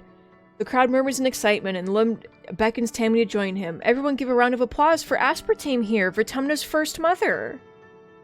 Tammy's beet red all the way to the tips of her ears, but she dutifully does a little twirl so Lum can show her off. Look at her, he exclaims, so vibrant, so healthy, just like our young colony. We're so proud of you, Tammy. Your child is going to join the ranks of the greatest species the universe has ever seen. Wait, Tammy's pregnant? Tammy descends from the stage into a gaggle of surprised and excited friends. OMG, is it really true? Mars asks immediately, taking Tammy by the hands. Yes, Tammy exclaims, like the secret is bursting out of her. I'm finally going to be a mommy, just like Aunt Anne. You take a good look at Tammy. You haven't seen a pregnant person in years, not since you landed at least. Aren't they supposed to glow? Tammy looks radiant with pride and excitement. Looking more closely, you realize that her dress is starting to curve out around the belly. Every baby born to the colony, even you and your friends, is a complex arrangement of inherited, donated, and altered genes, and sometimes not even related to their parents. If the council let Tammy have a baby, does that mean there will be more soon? Cal runs over from where he was standing with his family and sweeps Tammy into a big hug, twirling her around. I'm so proud of you, he exclaims, then rests his hand gently on her belly. Sorry, too much spin? You okay, little hot eye? They look at each other adoringly. As you stand around and marvel at Tammy's news, the adults all start putting away the chairs and setting up the games and contests. Mars puts her hand on her hips. So she starts. What does everyone think about this war on nature? I think it's stupid, Cal says immediately. I know survival's important, but we don't have to kill things to survive here. Alright, and then we already did this. And games, we're not doing anything. Fuck you. Dis hates it. We're gonna bomb the colony. Everything's good. Tammy! Tammy is sweeping the front stoop of the lounge, humming a little song to herself. As you approach, you see her stand up straighter and rub her back. Now that you know, it's clear she's pregnant. You wonder how you didn't catch on before Vertumnalia. I did. It's still mind-blowing that she's going to have a baby, the first child born from someone who was themselves born in space. It's hard to believe she's only 1 year older than you. Little Tammy, who cries when toys break and is scared to leave the walls. She's going to be a mom. Tammy looks up at you as you approach and smiles. Hello, Soul 2. It's so nice out today, don't you think? She always thinks it's a nice day, even when it's pouring rain. It must be nice to be so cheerful all the time. You look beautiful. She smiles and goes a pretty shade of pink. Thank you, Soul 2. That's so sweet. She does seem more centered and confident than you've ever known her to be. It radiates off her like a warm, glowing sun. When Lum had her up on stage, embarrassed in front of the whole colony, you kept thinking, wow, Tammy's really a grown-up now. Tammy leans on her broom with a dreamy smile.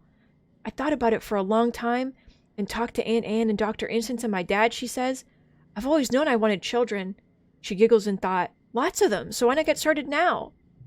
Aunt Anne and I are going to run the new creche, so I'll have plenty of help raising them, the same way I was raised, she adds.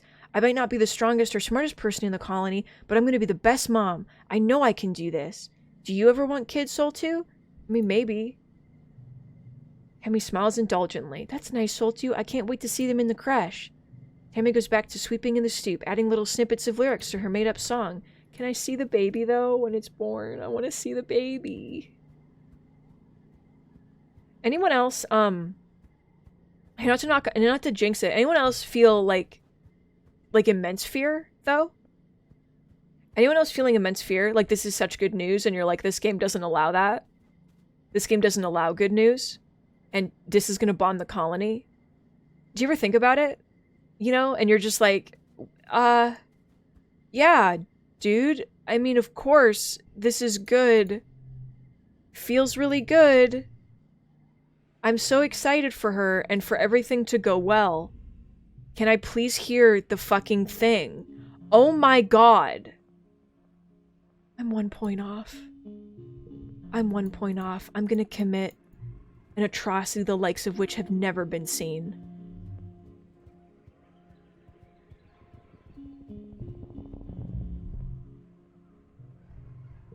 Let's go about the ground again.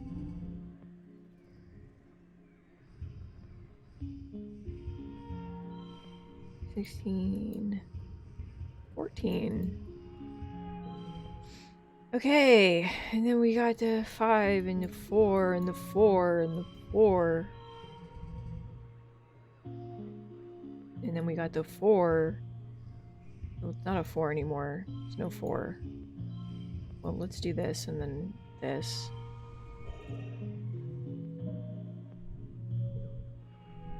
Whoa, it's a thing. I definitely haven't done this thing 1,000 times. It's a potato field. Like, yeah, dude, it's always a potato field. It's never not a potato field.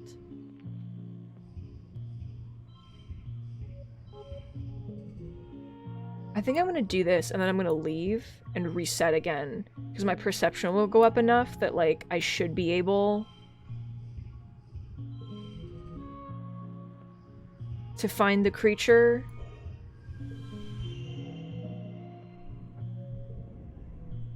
Oh no, yeah, like I should be able, like if I leave, I should have enough perception, yeah.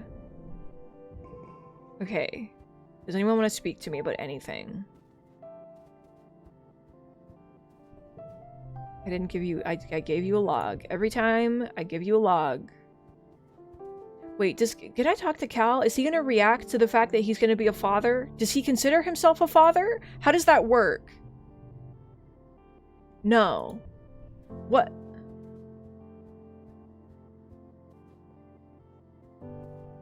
Unclear. You know?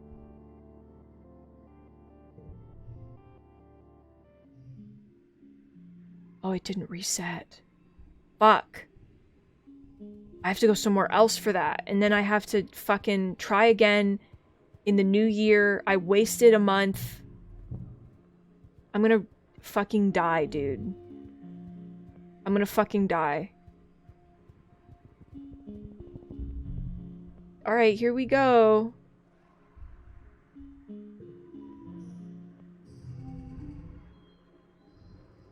Dylan, we're unclear what happened because Tammy was talking about the fact that, like, she was approved for artificial insemination. I don't remember if you were here for that or not. I don't remember, like, at what point in the narrative you showed up.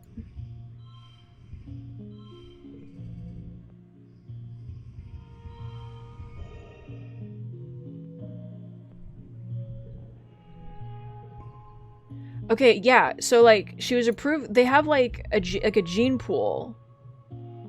But, like... So, like, but then she also said she didn't want a stranger's baby. So, like, I don't know.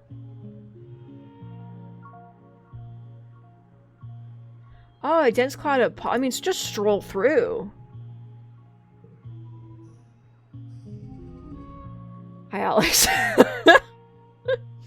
Hey, what's up? Wait.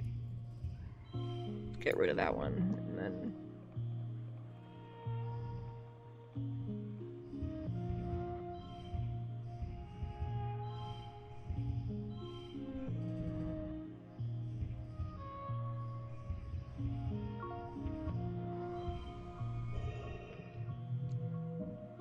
Alex, thank you for the sip. Oh, the creature!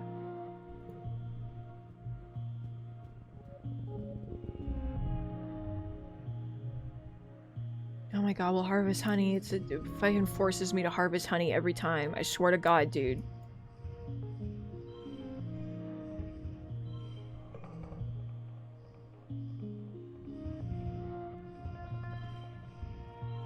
Okay, wait. 5, 5, 4... 4. But then we put this here. And then we go fucking buck wild, baby. The power of nougat is unbelievable. It's untenable, dude. I'm getting very mad. Look at this hot boy, though. Holy fuck, dude. Soul 2. Bristle slug. The creature. I must miss the fruit. I have to go home. Well, it wasn't all a waste. New perk. My perception leveled up. All collectibles glow. Thank God. Okay.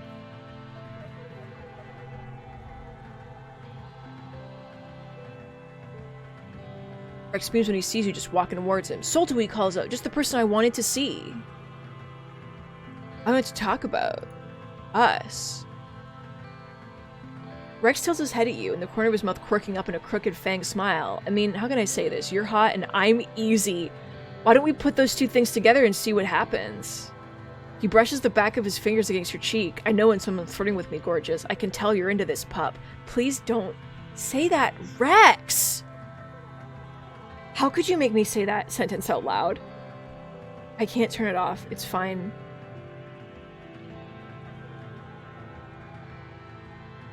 Rex links his fingers behind his head and rocks back on his heels. I've never really dated anyone before, he confesses. Like, I love people, and I really like fooling around with people, but those aren't always the same people, if you catch what I'm saying?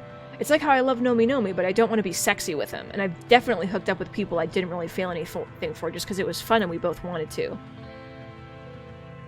He stops rocking and takes your hands. If you're okay with that, I think we could have a lot of fun and just see where it goes. Okay? I mean, I'm not gonna say no. I'm dating Mars. I know, Rex exclaims. Don't be weird, but, I actually already talked to Mars about it? At your confused look, Rex looks sheepishly and shrugs at his hollow palm. Wait, you should hear it from her. Mars's face comes up on Rex's hollow palm. What? She snaps. You're interrupting my me time.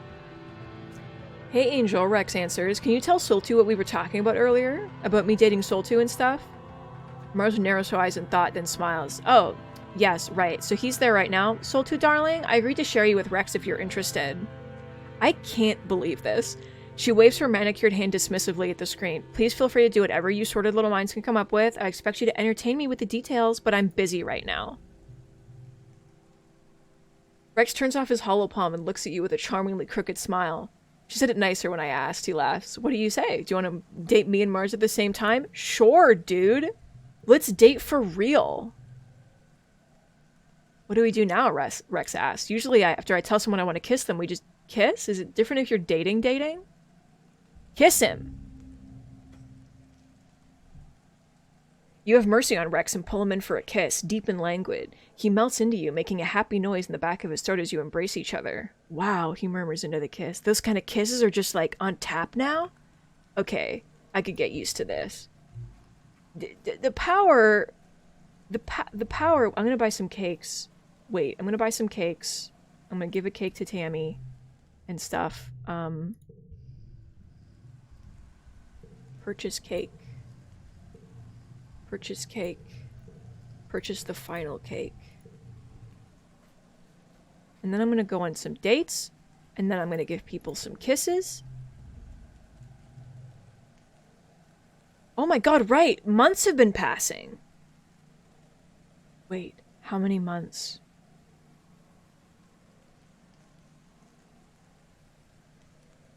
Is she gonna give birth during Glow? I'm gonna freak the fuck out, dude. I'm gonna freak the fuck out, dude. Can I just say that I'm gonna freak the fuck out? I'm gonna lose my fucking shit. I am going to freak out. So glad that we're all here together. I'm gonna freak out. So no, not you, Mars. Not right now. 1 second. I'll go on a date with you in a second. Stop it! I'm trying to talk to the boy! You wanna go on a date? Yeah, you head up to the roof. Yes. Yes. What about you? Do you want to go on a date? No. We can't go on a date. You said, fuck that. Okay? Everything is fucking stressful for me. On all levels except physical. Okay, let's relax in the lounge. Feeling relaxed, feeling good. I'll keep the star one, I guess. I mean, the gem one. Great. How do you feel? You walk up to the lounge to see Cal saying goodbye to Tammy. He kisses her sweetly on the forehead, then leans over and kisses her round stomach.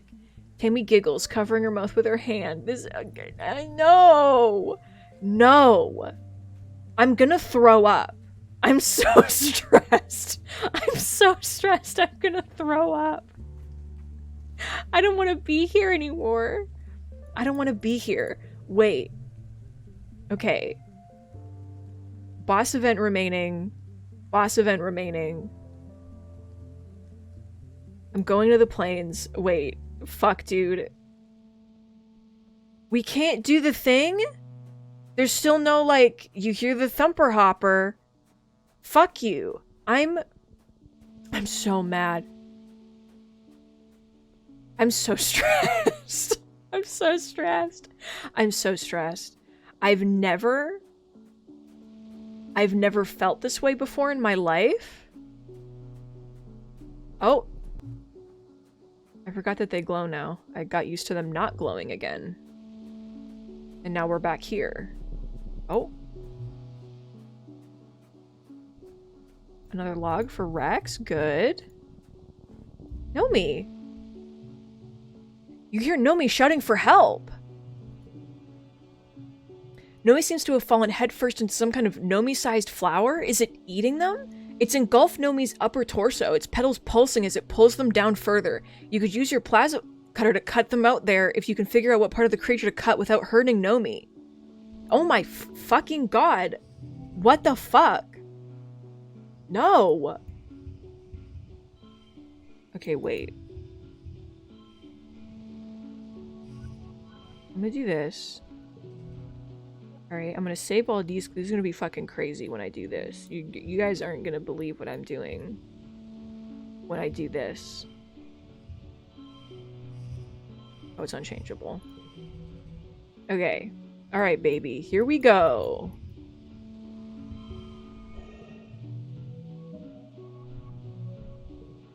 You delicately slice the lyre flower at the underside of the base of its flower, which you guess is the creature's neck. Up close, it actually looks more reptilian than plant-like, just a little nick, and the creature coughs and convulses.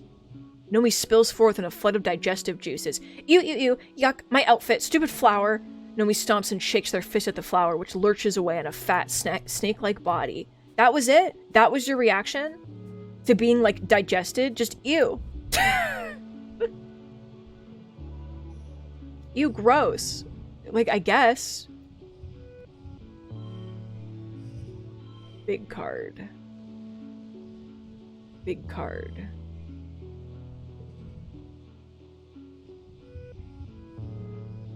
Fours, baby. 4, 4, 4. Big. Unbelievably large. We jump over the thing. Where the fuck is my boy?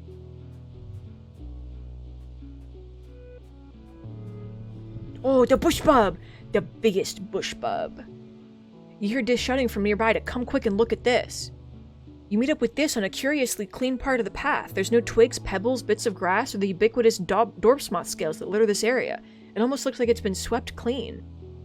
Oh, and there in the middle of a perfect circle 3 meters wide is what you could only describe as a shrine. A hollow, waist-height surface, structure made from twigs and packed spark snow forms the centerpiece, and around it are deliberately spaced piles of colorful fruit, flowers, glittering stones like an offering. Okay. The creatures! The creatures performing the sacred ritual. You know.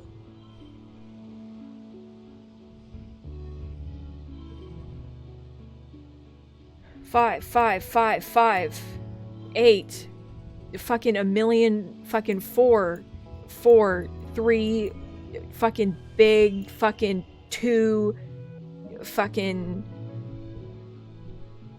You hung up for hours but don't discover anything except how boring an idea this was. This takes a nap.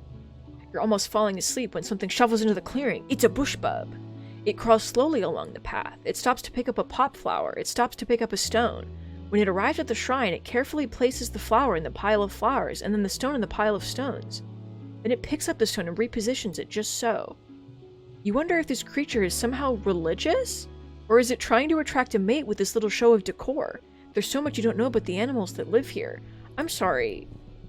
The idea that the animals are religious, and that was our first thought, is very powerful. Can I just say? The bush bub is worshipping. He's a little creature.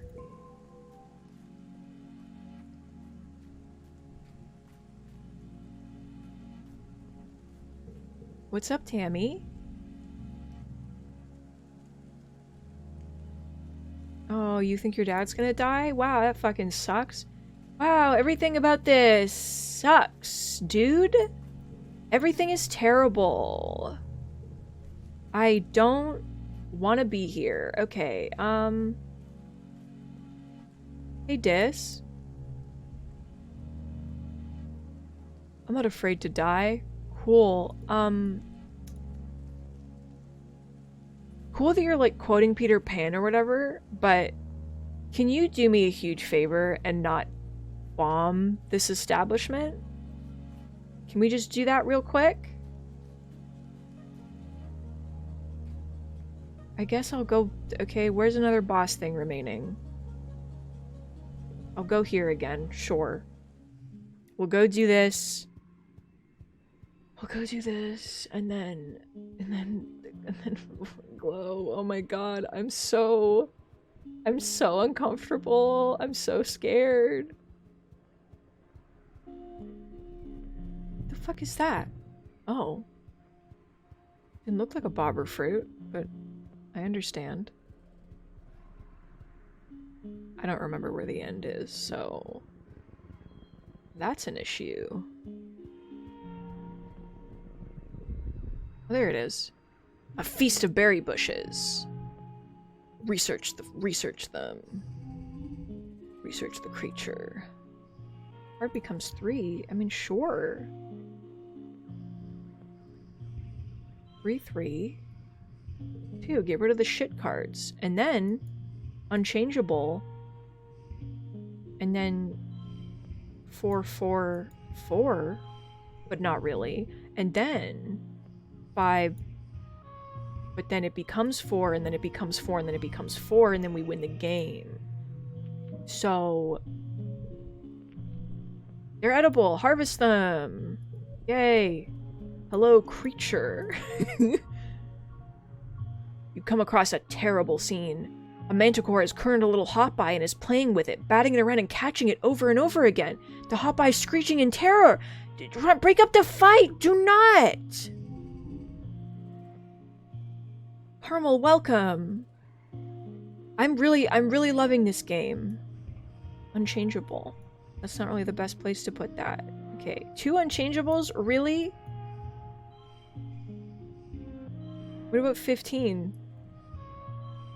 What about 15 though? Anyone considered that? 2, 2, 2, 2, 2, 4, 17. Here we fucking go, baby. Here we go. 4, 4, 4. Win. Nougat saves the day. You quietly climb up into a tree first. Manticores can't climb trees. You're pretty sure you remember hearing that. You'll try to scare the attacker away by hooting and throwing rocks. You put on your scary face and try to frighten it away. The manticore is so annoyed by your throwing rocks and making a ruckus that it turns its attention to you. It roars in anger. Shivers of fear run up your spine. That's definitely a better scary face than yours. The hoteye, who'd been playing dead, suddenly leaps to its feet and bounds off into the jungle. The manticore is now very angry with you. It rears up and digs its claws into the tree. You hold on for dear life as the tree shakes. It roars and wrestles its mane at you, pacing back and forth under the tree. Then it sifts around where the hoteye had been, grunts one last time in frustration, and wanders off into the jungle. You stay in that tree for another full hour before you dare come down. Scary, but you saved the hoteye's life. Yeah. He's just a creature. Fuck. God, I don't want to be here. I don't want to be doing this. I don't want to be doing this. I don't want to be here. I just don't. Do you want a fruit, bud? I got you a fruit. Enjoy the fruit. Before everything goes terribly wrong in ways that I cannot even begin to describe. Let's go help the governor. Let's go take over the government, I guess. Here we go! It's a pretty odd situation, Lem having 2 assistants. He does need the help most of the time, but sometimes you and Mars are both done your work, and you can safely assume that Lem won't be causing any more trouble. Times like that, no one minds if you and Mars leave work early. You find constructive ways to pass the time. Educational, even. Uh-huh.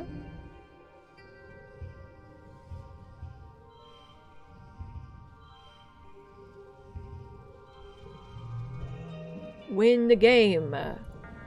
Here we go! I don't want to do this. Okay.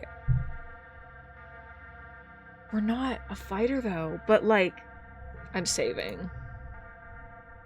Because I'm scared. I'm sheltering. Okay. Colony's still under attack. We did this. We did this.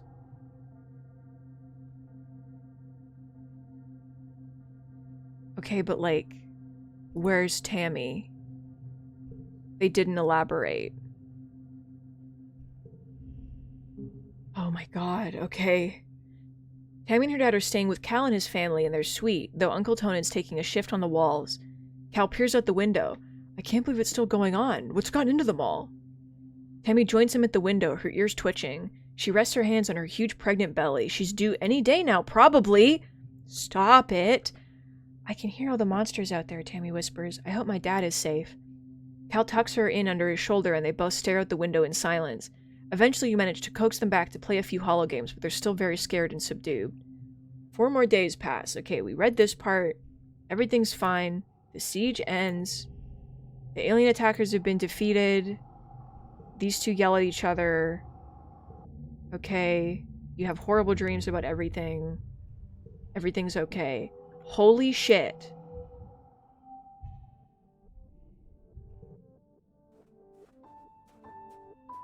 Tammy? What?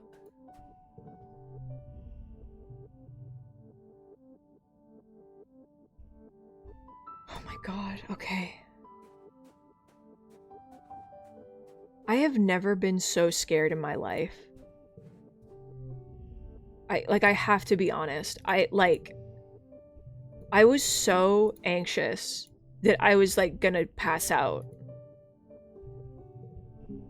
But it was fine. You spot Rex sitting on the second floor of an unfinished building, his feet dangling over the edge. He waves at you and gestures you to come sit next to him. Hey, Soul 2, he says, shooting you a tight smile before looking back over the rest of the colony. From here you can see the garrison soldiers marching around in frustration, with Vase at the head. Rex watches them with an uneasy expression. Why the hangdog expression?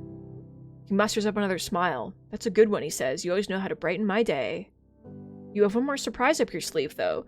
You open your bag and pull out the dust melon you've lugged over from the canteen. Rex brightens and makes grabby motions with his hands. Yes, he exclaims, my hero! Rex tears into the soft rind of the melon with his fingers and splits it between the two of you. You sit together and watch Vase bark orders at the other young soldiers. What a bunch of mindless drones. Not all of them, Rex says. Some of them are pretty nice, but everyone in the Helio listens to Vase, you know, and he doesn't like me, so that means I've always been an outsider, whether I wanted it or not. They're friendly to me, I guess, but it's not the same as having friends, not like you or know me. It's fine, though, he says, shrugging dismissively. You don't have to like someone to hook up with them. I kind of like being the one everyone comes to. They just want to have a good time. Finally, what's the deal with you and Vase? Rex's mouth twists and he spits a dust melon seed over the edge of the building. It's kind of a long story, not a fun one, he says, avoiding your gaze. I'd rather not drag it up again, honestly. Give me the short version? Rex frowns as he scratches his nose, still looking out at the assembled garrison soldiers. The short version is that Rex isn't really the hero he tells everyone he is, he says softly. He's just a bully. Everyone acts like they like him, but they're just afraid of what he'll do if they step out of line. It's the impression I get too. Rex nods with the slow acceptance of someone who's long made peace with their situation. Yeah, it sucks, he agrees. It's just... Vase wasn't always like this, Rex says. He used to be kind of like me, a small weird kid with a chip on his shoulder who just really wanted people to respect him. He rubs his fingertips thoughtfully over his left forearm where a gnarled scar winds over the bone. Well, he got it, Rex continues. He looks like he might say more, but goes quiet for a few long seconds instead. I wish it was different, he says eventually. I wish he was different. We could have been friends, maybe. The garrison soldiers break from formation, and you watch Anemone approach Vase. He sweeps her up in his arms and swings her around. You can hear her delighted laughter from here. Rex watches this with a frown. Anemone and I don't know each other really well, he says, probably because Vase is telling her all kinds of lies about me, but I'm kinda a little scared for her, you know? She doesn't know what he's capable of. Rex straightens and puts on a happier face. I don't want to waste my day thinking about Vase, though, he says firmly. Not when there's friends to talk to and a whole world to explore and dust melon to eat. He leans into you with a flirtatious look. Of course, Dust Melon's not the only thing I like to eat. Okay. How about you and I take a break and go expand our palates? Okay. I gave you a stick. I didn't remember because that was very distracting to me that you did that. So... okay. Tammy, the fact that you haven't given birth yet, like, I'm gonna give you a flower. Enjoy. I'm kind of stressed out. I need to take a break before I can go outside again and then potentially meet a boy? It's your birthday, and I'm tired. Oh, it's gonna be a surprise party. Pretend to be surprised. Yay! Wow! Cal brings over a hollow screen with a video call from Tammy. She looks exhausted but proud, and in her arms is a tiny little wrapped bundle of a baby. Look, Soul 2, she says. What is the name? Echinacea? Yeah. You coo over the baby girl and wish Tammy Echinacea. Okay. You wish Tammy a speedy recovery. She looks even more tired than you are, but everyone is healthy and happy. Especially Cal. He takes the holoscreen for a few minutes after you're done so he can obsess over Tammy's new baby. Even though he's probably not supposed to be, related to Echinacea, he's every bit the proud daddy. When he returns to the party, he's so happy he sounds like a total dork. He tells everyone about the new baby, beaming so proudly for Tammy they can probably take readings from Earth. Yay! And then the fascists show up. Oh, and I'm not friends enough with anyone to stop it, so we're fighting again.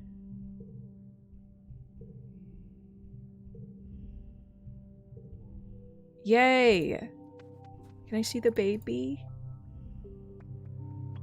Oh, she's giving me a cake. Oh my god, you made me a cake. Tammy!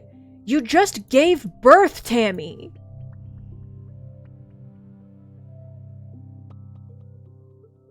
The courtyard is filled with the sound of Tammy singing to Echinacea. Tammy catches your eye and winks as you approach and finishes the song with a flourish of her hands that make Echinacea's little arms jerk around in delight. It's her favorite, Tammy says to you. I remember Antecedent singing it to the littles in the crash. Yeah.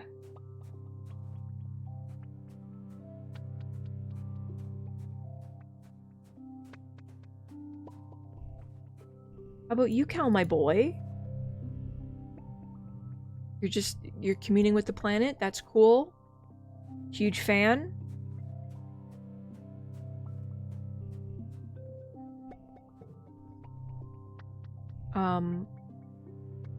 All events have respawned. Can I please see the thumper? Can I please see it? Please. Okay. Follow the sound. I'm gonna die, dude. Wow, a lot of ones. Just what I wanted, dude. Value is wild. Okay, it's a 3. That's fine. Okay. 4. Wild cards.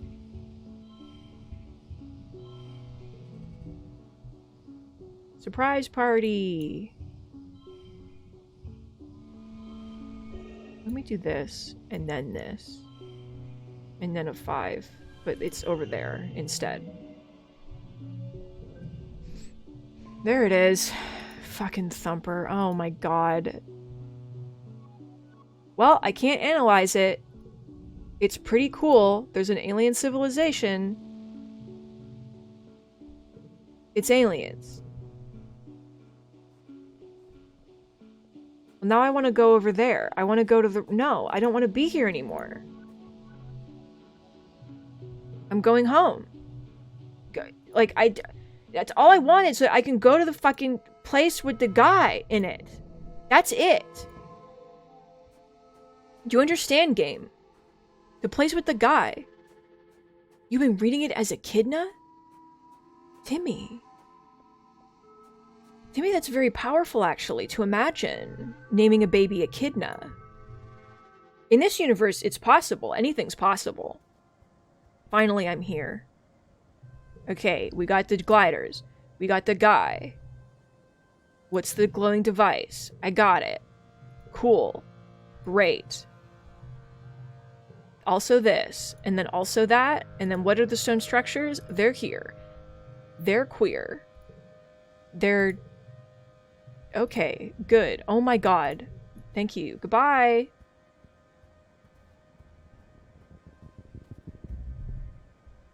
You're getting thirsty, but we lost our canteen. Search for water. Fuck yeah, dude. We're very strong and powerful.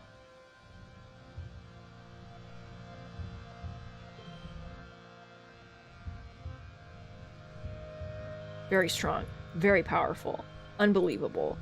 Never before seen in my life. For big win. We found our lost canteen. Very good. I know that we're stressed. Don't be stressed, bud. Don't be stressed, bud. We're gonna go meet the guy, okay? I know my way around now, so... Oh, radiation warning. Take a sample. Push through. I'm sick, but it's okay. I have to get through the radiation. Investigate. Oh, unchangeable. Wait, that's good.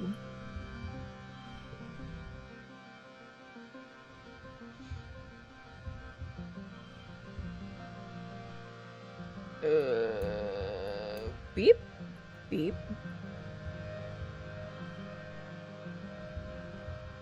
Beep, beep. There we go. Beep, beep, beep. Beep. Okay.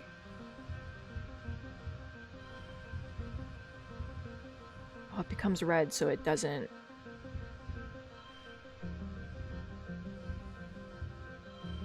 Wait.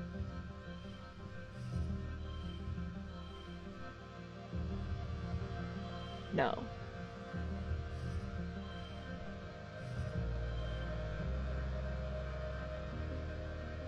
Really? The 6 isn't enough?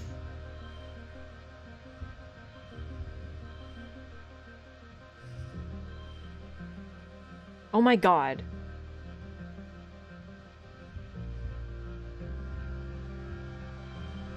Five stress, whatever, fuck it, dude. I can't play games. You think I play games? It's me. Hello, me. It's very lonely, being out here without my little guys following me. Can I just say?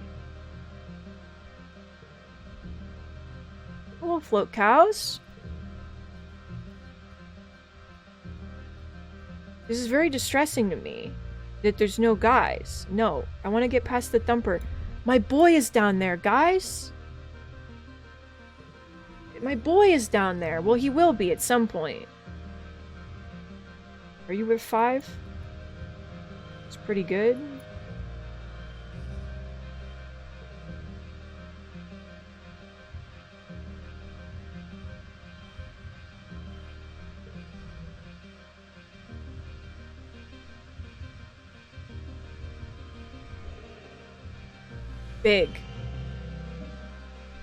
Big win.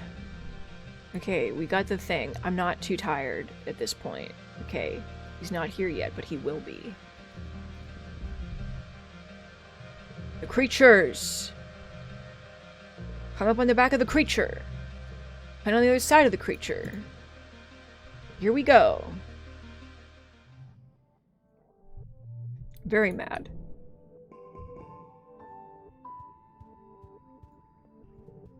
Oh my god, Tammy has to say something to me. Wait, I got you a stick. And hugs incoming. And do you want to go on a date, my boy? take him for a walk, like a dog. You ask Rex if he wants to go for walkies, and he laughs, taking your arm as you head off into the gardens. You walk around for a while, getting all the fresh colony gossip from Rex, and eventually end up under a bow of flowering trees. Rex takes a flower and tucks it behind your ear and gives you a crooked smile. This is nice, he murmurs, leaning in to kiss you. I could do this for hours. That's a good boy. Hi, Tammy. Oh, there you are, Soul 2. Tammy bounds over to you in a bright mood, her daughter, Echinacea, is slinging at her bosom. Could you do me a big favor and come with me to the cafe? I need your opinion on a thing I've been making. Of course. Surprise! Happy birthday, Soul 2! It's not your birthday, but as you walk into the cafeteria, all your friends jump out cheering. They're wearing knit party hats, throwing streamers and blowing noisemakers, and you're pretty sure you can see a tiered display of cupcakes. Real ones, not soy cakes. Tammy skips towards you and throws her arms around you, squishing Echinacea in her sling between you. You sputter that it's not your birthday, but Tammy just laughs. I know it's not your birthday, silly, but you've been feeling under the weather, and I wanted to show you how much we all love you. The others raise their glasses to you. They cheer happy birthday again, laughing at the joke. You can feel their love like a blanket wrapping around your shoulders. You're so special to us, Soul 2, Tammy says. Echinacea gurgles and lets out a warning wink, and Tammy bounces from side to side. I want you to enjoy yourself. Go ahead and mingle while I put the finishing touches on everything, okay? Aww. Tammy gives you one last sunny smile as she bustles away. The sound of Echinacea fussing and crying is audible over the murmur of conversation that erupts as the party begins in earnest. What do? Yeah, Becca, she had the baby. And everything was okay. I'm gonna talk to Rex again. It's easy to find Rex. He's the loudest one in the room, and he's absolutely covered in children, like a golem made out of smaller golems. They're climbing all over him and tugging on his ears, but he's taking it in stride. Everyone say hi to Soul 2, Rex says, and the children all yell at you before releasing Rex and scattering like stink roaches. Rex laughs and takes the chance to stretch, swinging his arms over his head. Thanks, I was done for. He slides over to you, bumping your hips together as he drapes his arm over your shoulders. Happy not birthday, babe, he says, and leans down to kiss your forehead. Considering a career change? Rex lolls his head to the side. I do make a pretty good climbing gym, he says thoughtfully. It's one of my many talents. Tammy has to bring all the kids to babysits here so that she could set up the party, so I figured I could give her a break. Rex's ears twitch as an ear-piercing shriek from Echinacea rips through the air. Oof, some things I can't help with now. Let's do. Okay. Mars has set up court in the middle of the room, holoscreen in front of her and glass of wine in hand. As you approach, she touches palms to transfer her files with someone you recognize from command, who skitters away into the crowd. Darling! Mars exclaims, standing up and breezily depositing air kisses on both of your cheeks. She smells amazing. Happy birthday. It's marvelous what Tammy can do with a little determination, A little rustic, but charming. I couldn't have asked for more. Mars puts both hands on your shoulders and fixes you with a pitying look. Your lack of imagination is tragic, but we can talk about that another day. Mars lets you try a sip of her wine. You're not sure what earth wine tastes like, but you hope it's better than this. Mars laughs at your face as you bravely swallow it. It's an acquired taste. Mars looks around and leans in to murmur in your ear. Come find me after the party. It's not really your birthday, but you still deserve a present. She steps back and winks, putting one finger to her lips. You spot Tammy passing a tray of food to someone so she can change Echinacea. What do you want to do? Talk to Dad. Hey, my little gooseberry, your dad greets you, giving you a warm hug. I know it's not really your birthday, but I think you're great every day, so why wait? Your dad puts his hands on your shoulders and gives you a serious look. I know things have been hard for you lately. I just wanted you to know that no matter what, your old man's here for you, all the way. A quavery cry wobbles through the air, and you can see Tammy rocking from side to side as she tries to comfort Echinacea. Can we find Tammy? You leave the party behind, seeking out Tammy. When she sees you, she makes a shooing motion. No, she says, go enjoy your party. Echinacea squawks, pulling at Tammy's hair. She winces and patiently pries the baby's chubby, grasping hands from her hair. Seriously, goodness, don't waste your time here with me. No, I want to be here with you. Tammy's expression goes soft. Oh, she says, that's so nice of you to say. Nougat! Tammy flags down Nougat, who's been running plates back and forth. Could you please stay with Echinacea for a little bit? Soltu and I are going to get some air. Echinacea gurgles happily as Nougat takes her, and Tammy turns to you. Okay, I'm all yours, Soltu. Fuck yeah, kitty! You and Tammy slip out the side door of the cafe and set off towards the garden. Tammy seems grateful for the break. She chats animatedly about the plans to build a new creche now that the second wave of colonists are beginning to realize the benefits of raising children communally instead of saddling whoever birthed them with all the responsibility. I hope that means Echinacea will have lots of other creche sibs soon, just like we did, Tammy says with a wistful smile. I just want her to be happy like we were. You both look over at the walls and the threat of danger they represent. Tammy doesn't comment on her use of the past tense, and you let it sit in the air between you. Not awkward, just accepting. It's quiet in the garden at this time of day. Everyone's either at the party or catching some rest while the suns are at the highest. A garden bot hops by on its spindly bird legs. You and Tammy are alone. Even in the silence, Tammy senses you might have something to say. What's on your mind, Soul2? I'm lucky to have you as a friend. Tammy's gentle laughter fills the air. She slips her arm in yours and rests her head against you. I'm the one who's lucky, Soul2. I don't know why you chose to be my friend, but I'm so grateful. You and Tammy enjoy a few more minutes together in the garden, cloud-watching and talking about whatever crosses your mind. Tammy's simple thankfulness is infectious, from her excitement over a new flower to her steadfast love for you shining through her every word. You can feel your heart unburden itself with each step, dropping your troubles like stones to mark where you've been. Yay, I got Tammy on the main menu! So now I have Sim and I have Tammy on the main menu. the two characters. Eventually, it's time to head back to the party. There's cupcakes to eat after all. Oh my god, look at her tail! Dylan, thank you for the sip. Tammy takes Echinacea back from Nougat, but before you can rejoin the party, Tammy stops you with a hand on your shoulder. On your arm, I mean. Wait, I have a present for you too. You protest that Tammy's already done enough, but Tammy's hearing none of it as she presses a book into your hands. The title reads 100 Reasons Why I Love You. The book is filled cover to cover with memories, fond observations, and even little sketches, all in Tammy's loving hand. There's more than 100, she says shyly, tugging on her ear. I wrote the title first, but then I couldn't stop writing. You don't know what to say. Tammy's simply the best. I'm gonna actually cry in real life, dude. Oh my god. I'm gonna actually fucking cry in real life. The rest of the party goes off without a hitch. Even little Echinacea's well behaved now, letting Tammy light the cupcakes. As you blow out your candles and everyone cheers, your only wish is to be able to feel like this forever, surrounded by love and support. I'm going to fucking cry. So, glad that we could establish that. I am weeping and crying. So,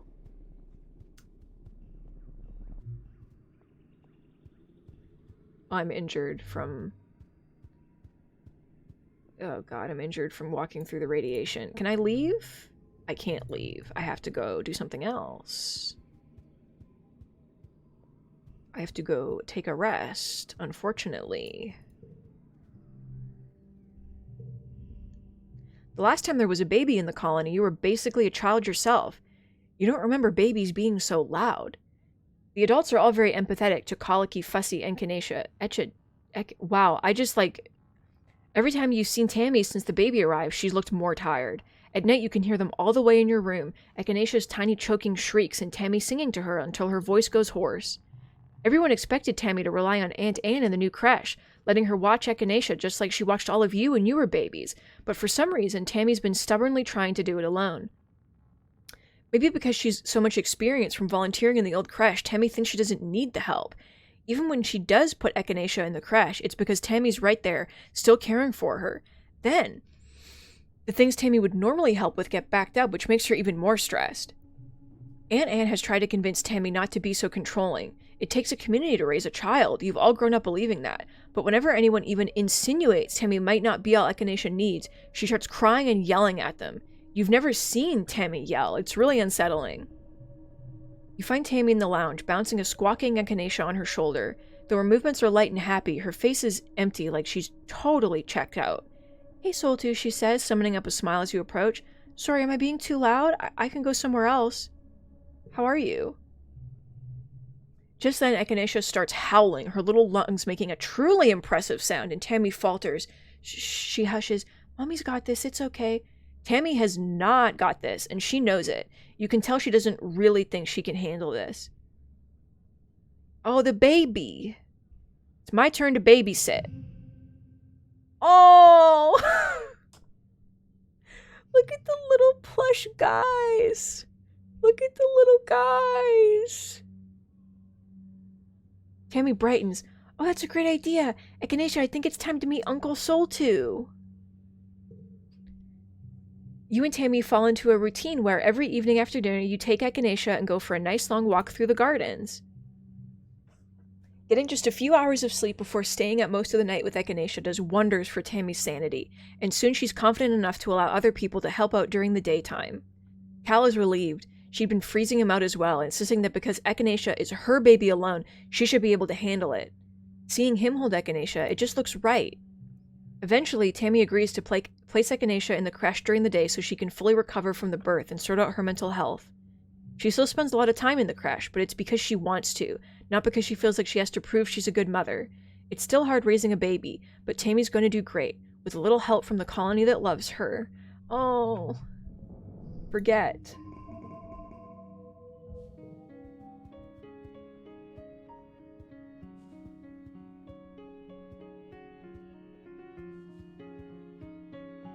I'm going to go find my alien boyfriend.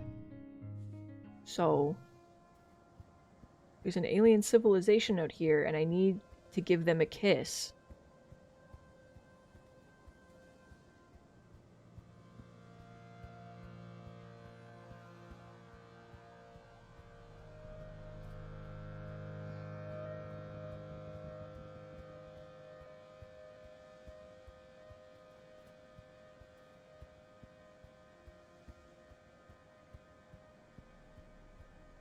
Here we go.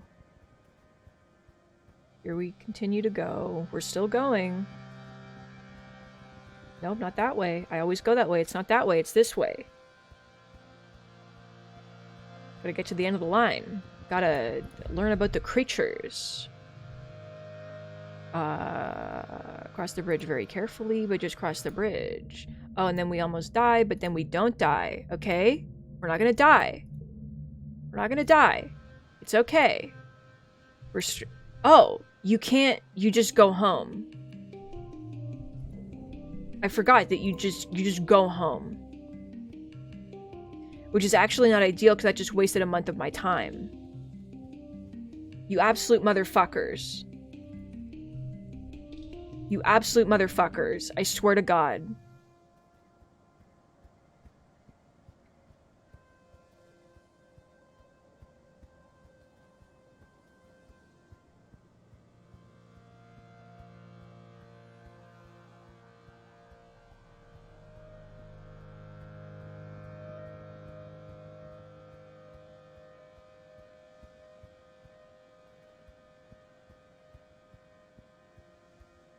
Just a little man running around. Just a little man running around. Going to the bridge and crossing the bridge. Falling in the pit of the bridge. Hello. You're being followed. I'm gonna fucking tackle you. We remember him. Oh no. Oh, it's so oh, it gets me. Oh, that gets me. Oh, that got me immediately. Oh, that got me so bad. Oh, I felt that so physically in my chest. You raise your voice and call him by name. The man, Symbiosis, you know him from your dreams of a past life.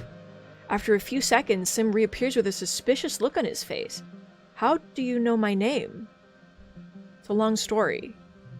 He jumps up onto a large rock and crouches, eyeing you thoughtfully. Let's make a deal, he says. Okay. He doesn't remember.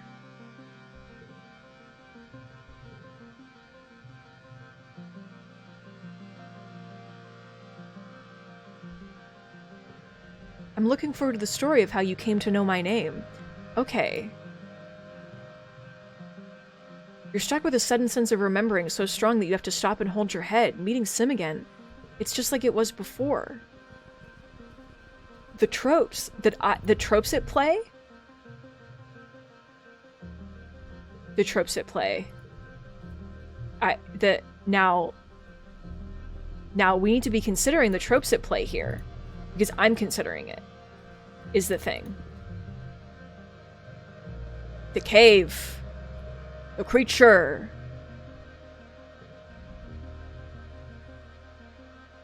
Okay, getting warmer. It's the same thing. But I know. I think I'm gonna be able to do this. Am I brave? Is it a bravery thing or a? There were two ways to go in the cave that were like. This is fucking sick as hell. Are you kidding me? Unchangeable? No. 4. Wait, no. 3 wild cards in a row. Fuck yeah, dude. Holy shit. Okay, wait. 2, 2. Wait, no. 2, 2, 4. Good. 42. Now, it's not looking good. But what we need to do is not worry about it.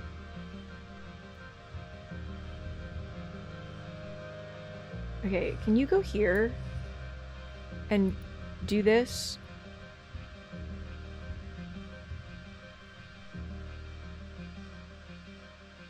He doesn't perceive time the same way, but yeah, I guess he doesn't...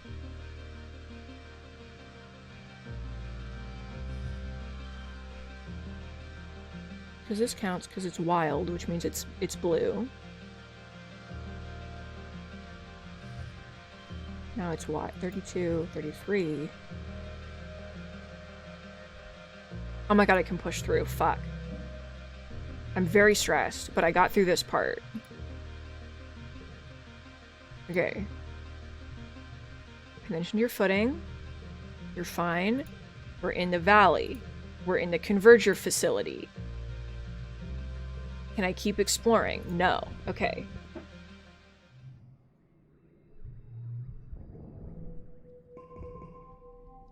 What? Hi?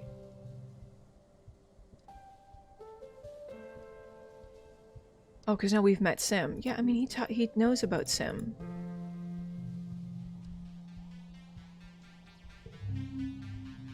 Yeah.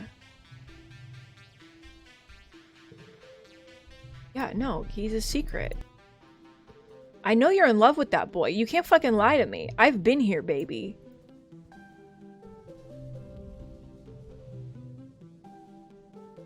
Rex has Tammy's baby, Echinacea, wrapped in a sling on his chest and is bopping around making silly faces to make her laugh. He doesn't stop when he sees you, instead pulling you in to dance around with him. Gotta get that baby time in while Tammy has a nap, he says, smiling so wide you can see both of his pointed canines. Look at her, she's the best! You guys are so cute. I got you a stick.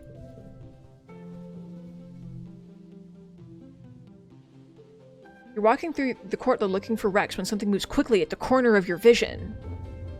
You skillfully dodge the frisbee that had been heading straight for your head. The disc clatters harmlessly to the ground a few meters from you. Rex jogs over and picks up the frisbee.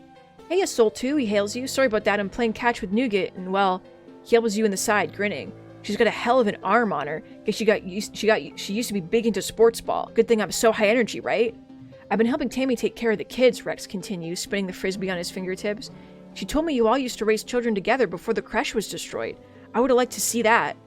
You're so lucky, he whines. Growing up in a creche with a bunch of other kids sounds like so much fun. Just playing together all the time? That's like my dream. Hey! You hear Nougat yelling, throw the frisbee! She pouts as she runs up to Rex. Stop talking to your boyfriend! Boyfriend! Rex exclaims in mock affront. What I do with Soul 2 is none of your business, Squirt. Rex grabs Nougat around her middle and zooms her around like a spaceship. Nougat screams in delight, kicking and flailing until Rex sets her back down on her feet. It's your turn to run, Rex instructs. Go on, get! Nougat takes off, yelling at the top of her little lungs. Okay, the dog and the cat hanging out, very powerful to me. Man, kids, am I right? Rex says, standing with arms akimbo. They're great, though. I'm glad there's so many of them here. There's always someone to play with. And not just kids, but babies. Real planet-grown babies, he continues excitedly. Tammy's kid is so cute. I'm Tammy's #1 babysitter, and Echinacea's #1 uncle. How about you? Do you want kids someday? Maybe 1 or 2? Rex tips his head and looks at you with a thoughtful smile. Yeah, he says, that'd be really nice, I think. How about you? Oh yeah, obviously yes, Rex answers immediately. I want like 1 billion kids. Every kid in the colony can be my kid, absolutely. I don't even have to be their dad, you know? Who cares about genetics or whatever, He looks over to Nougat, who's waving her arms agitatingly, waiting for Rex to throw the frisbee. Rex does, and boy does it go far. Nougat takes off running as it soars over her head. I just want there to be kids everywhere, Rex finishes his thought. Lots of kids around means that the community's healthy and everyone's at peace, and people are optimistic about the future. Plus, kids are just so great, Rex adds. I love making silly faces at babies and crawling around on all fours with toddlers and wrestling with bigger kids and helping them with school and stuff. It's fun. Rex scratches the back of his head. On the Helio, we were kind of expected to stop playing so much when we started the education program, he says. Any playing we did was supposed to be like sports and endurance and real future soldier kind of shit. Sometimes I wish I could get a do-over on it, Rex says. Like if I could go back to before everyone cared about their big guns and their big dicks. He makes a wanking motion. Kids don't care about that kind of stuff. Are you talking about Vase specifically? He continues, they're just innocent. Pure of heart, you know? They don't have all these... He gestures roundly to his own head. Thoughts, I guess? It's at this moment that the frisbee reasserts itself as an equal participant in the conversation. Rex's attention goes to it immediately, his ears perking up as he leaps up and catches it before it can menace you again. Haha, he laughs, his thoughtful mood broken. That was close. I'm gonna go back to playing with Nougat before she hurts someone. Nice talking to you, Soul 2. You too, bud. Hugs incoming.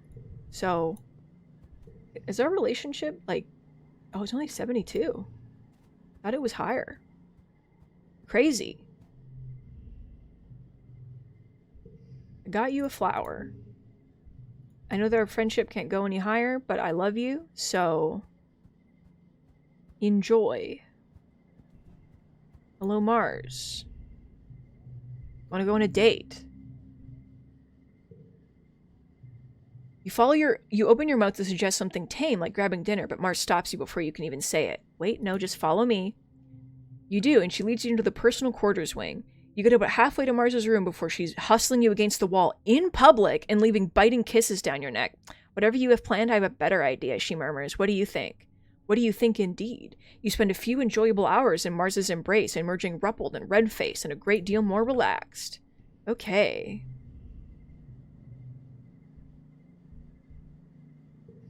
I got you this rock. Enjoy. Oh my god, we're not even... Mars, please.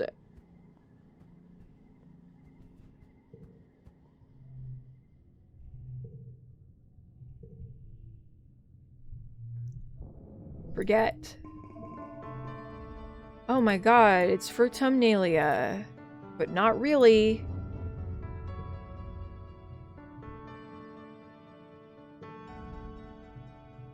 Everyone's yelling at each other. He breaks Utopia's hand. And then Seek's here. And then you're all cowards.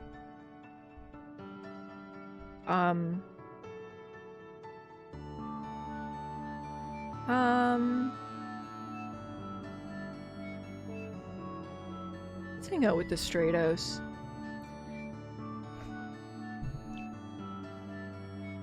You know? I know you think he's evil, Tammy says, holding Echinacea to her shoulder while she speaks urgently to Cal, but don't you think even a little bit that he's right about Vertumna being too dangerous? Cal crosses his arms and shakes his head. Killing is never right, Tammy, he replies. We can't fight a whole planet. If we meet violence with violence, it's just numbers. They're going to win. We have to find a better way, or we're all going to die anyway. Tammy's chin wobbles, but she clenches it defiantly. I just want to have a family, Cal, she insists. Why can't we have one place on this awful planet where we can be safe? She adjusts Echinacea against her chest. I think it's worth defending this one space for ourselves. The monsters can live somewhere else, just not here. No. Cal nods, grateful for the backup, and Tammy sighs. I guess, she says hesitantly, I just want Echinacea to grow up somewhere safe like we did. Everyone's gonna die. Everyone relax. The bomb is going off, okay? So, you know? It's fine. A peal of laughter rises where Rex and Nomi are playing what looks like a competitive slapping game. Rex rubs his reddened cheek ruefully as Nomi rolls around on their back, kicking their legs in the air and giggling. Got you, I got you, good, too slow, too slow. They stop and beckon you over. Come here, Soul 2, they say. Promise, we're not even talking about the war even a little bit. Yeah, we're not really friends with this is the problem, so it's over. You take your seat beside Rex and Nomi, and Rex claps you on the back. Well, we are a little bit, he confides. Mostly we're making fun of those guys. He jerks his thumb towards Vase and his group of friends who've wrangled themselves a little trippet and are skewering it to roast over a bonfire. You can hear its dying squeals from here. Oh god, I forgot about them cooking the live creature. They've always been like this, Nomi shakes their head. Just like total human supremacists. See something you don't understand? Nomi makes laser guns with their fingers. Pew pew, all gone. Want something someone else has? Pew pew, all yours. They lean back on their hands and look up at the night sky, and in dusk, the wormhole looks so peaceful and far away. I used to think me and Rex were like changelings, like aliens beamed in and replaced two human babies with weirdos. The dancing and feasting continues well into the night while you pass the time with your friends in the peaceful faction. Knowing that the whole colony isn't into being soldiers and fighting Lump's war on nature makes you feel less alone, but you can't stop thinking about the governor's eyes as he crushed Utopia's hand today. So long as he's in charge, does it matter what anyone else wants? But then it's really hot. And then no one's allowed to do graffiti, but the bombs are coming. Okay, I'm gonna talk to Nomi and then I gotta end the stream, but it's been good. Nomi's camped out in the lounge, their holopad screen spread out before them like a drawing table. In another screen, there's a collection of photos of a manticore. Nomi looks between the two screens, their brow furrowed in concentration as they scribble directly onto the screen with a stylus. What are you doing? Well, Nomi replies thoughtfully, I wanted to write and illustrate a story about aliens, like in Turbo Girl Hyperjet Transform, except using the Xenoseron for Tumna, like manticores and facelets and stuff, but they can talk, and instead of attacking the colony, they help people instead. Sounds cool. Thanks, Nomi chirps, scribbling happily at their drawing. I got the idea from the second Turbo Girl Hyperjet OVA. You know, the one where the Medusa demons show up and the aliens and the Turbo Girls have to band together to defeat their common enemy? Yeah, I remember that. Nomi looks up at you with a start. Oh, they exclaim, that reminds me. So, I'm trying to brush up on my xenoanatomy, and I'm totally fine with writing, but they blow out a big breath, huffing their bangs. I kind of haven't been here long enough to make sure it feels right, you know, to make it go pop, and I want to make sure I'm being, you know, sensitive about stuff. I don't know a lot. So I was wondering, could you help me with some of the world building? Yeah? Let's write fucking fanfiction together. Are you fucking kidding me? You spend an enjoyable afternoon helping Nomi with their story. When you're done, they give you a big hug and thank you profusely for your help. You feel really proud of what you've accomplished. Fuck yeah, dude. Hell yeah, dude. I have to end the stream, but it was good in every way. AO3.org. Okay. Sorry, music. Goodbye. Wait, we have to see Tammy appear. There she is. Alright, everybody. Thanks for being here, Timmy. I'm glad that you could be here for this stream. I'm glad everyone could be here for this stream. Thank you so much. Thank God that nothing bad happened. Tomorrow, I'm sure that so many awful things will happen. It will be unbelievable. So, no peace, no rest for the wicked. I'll see you tomorrow. Have a good rest of your day, everybody. I love you. Goodbye.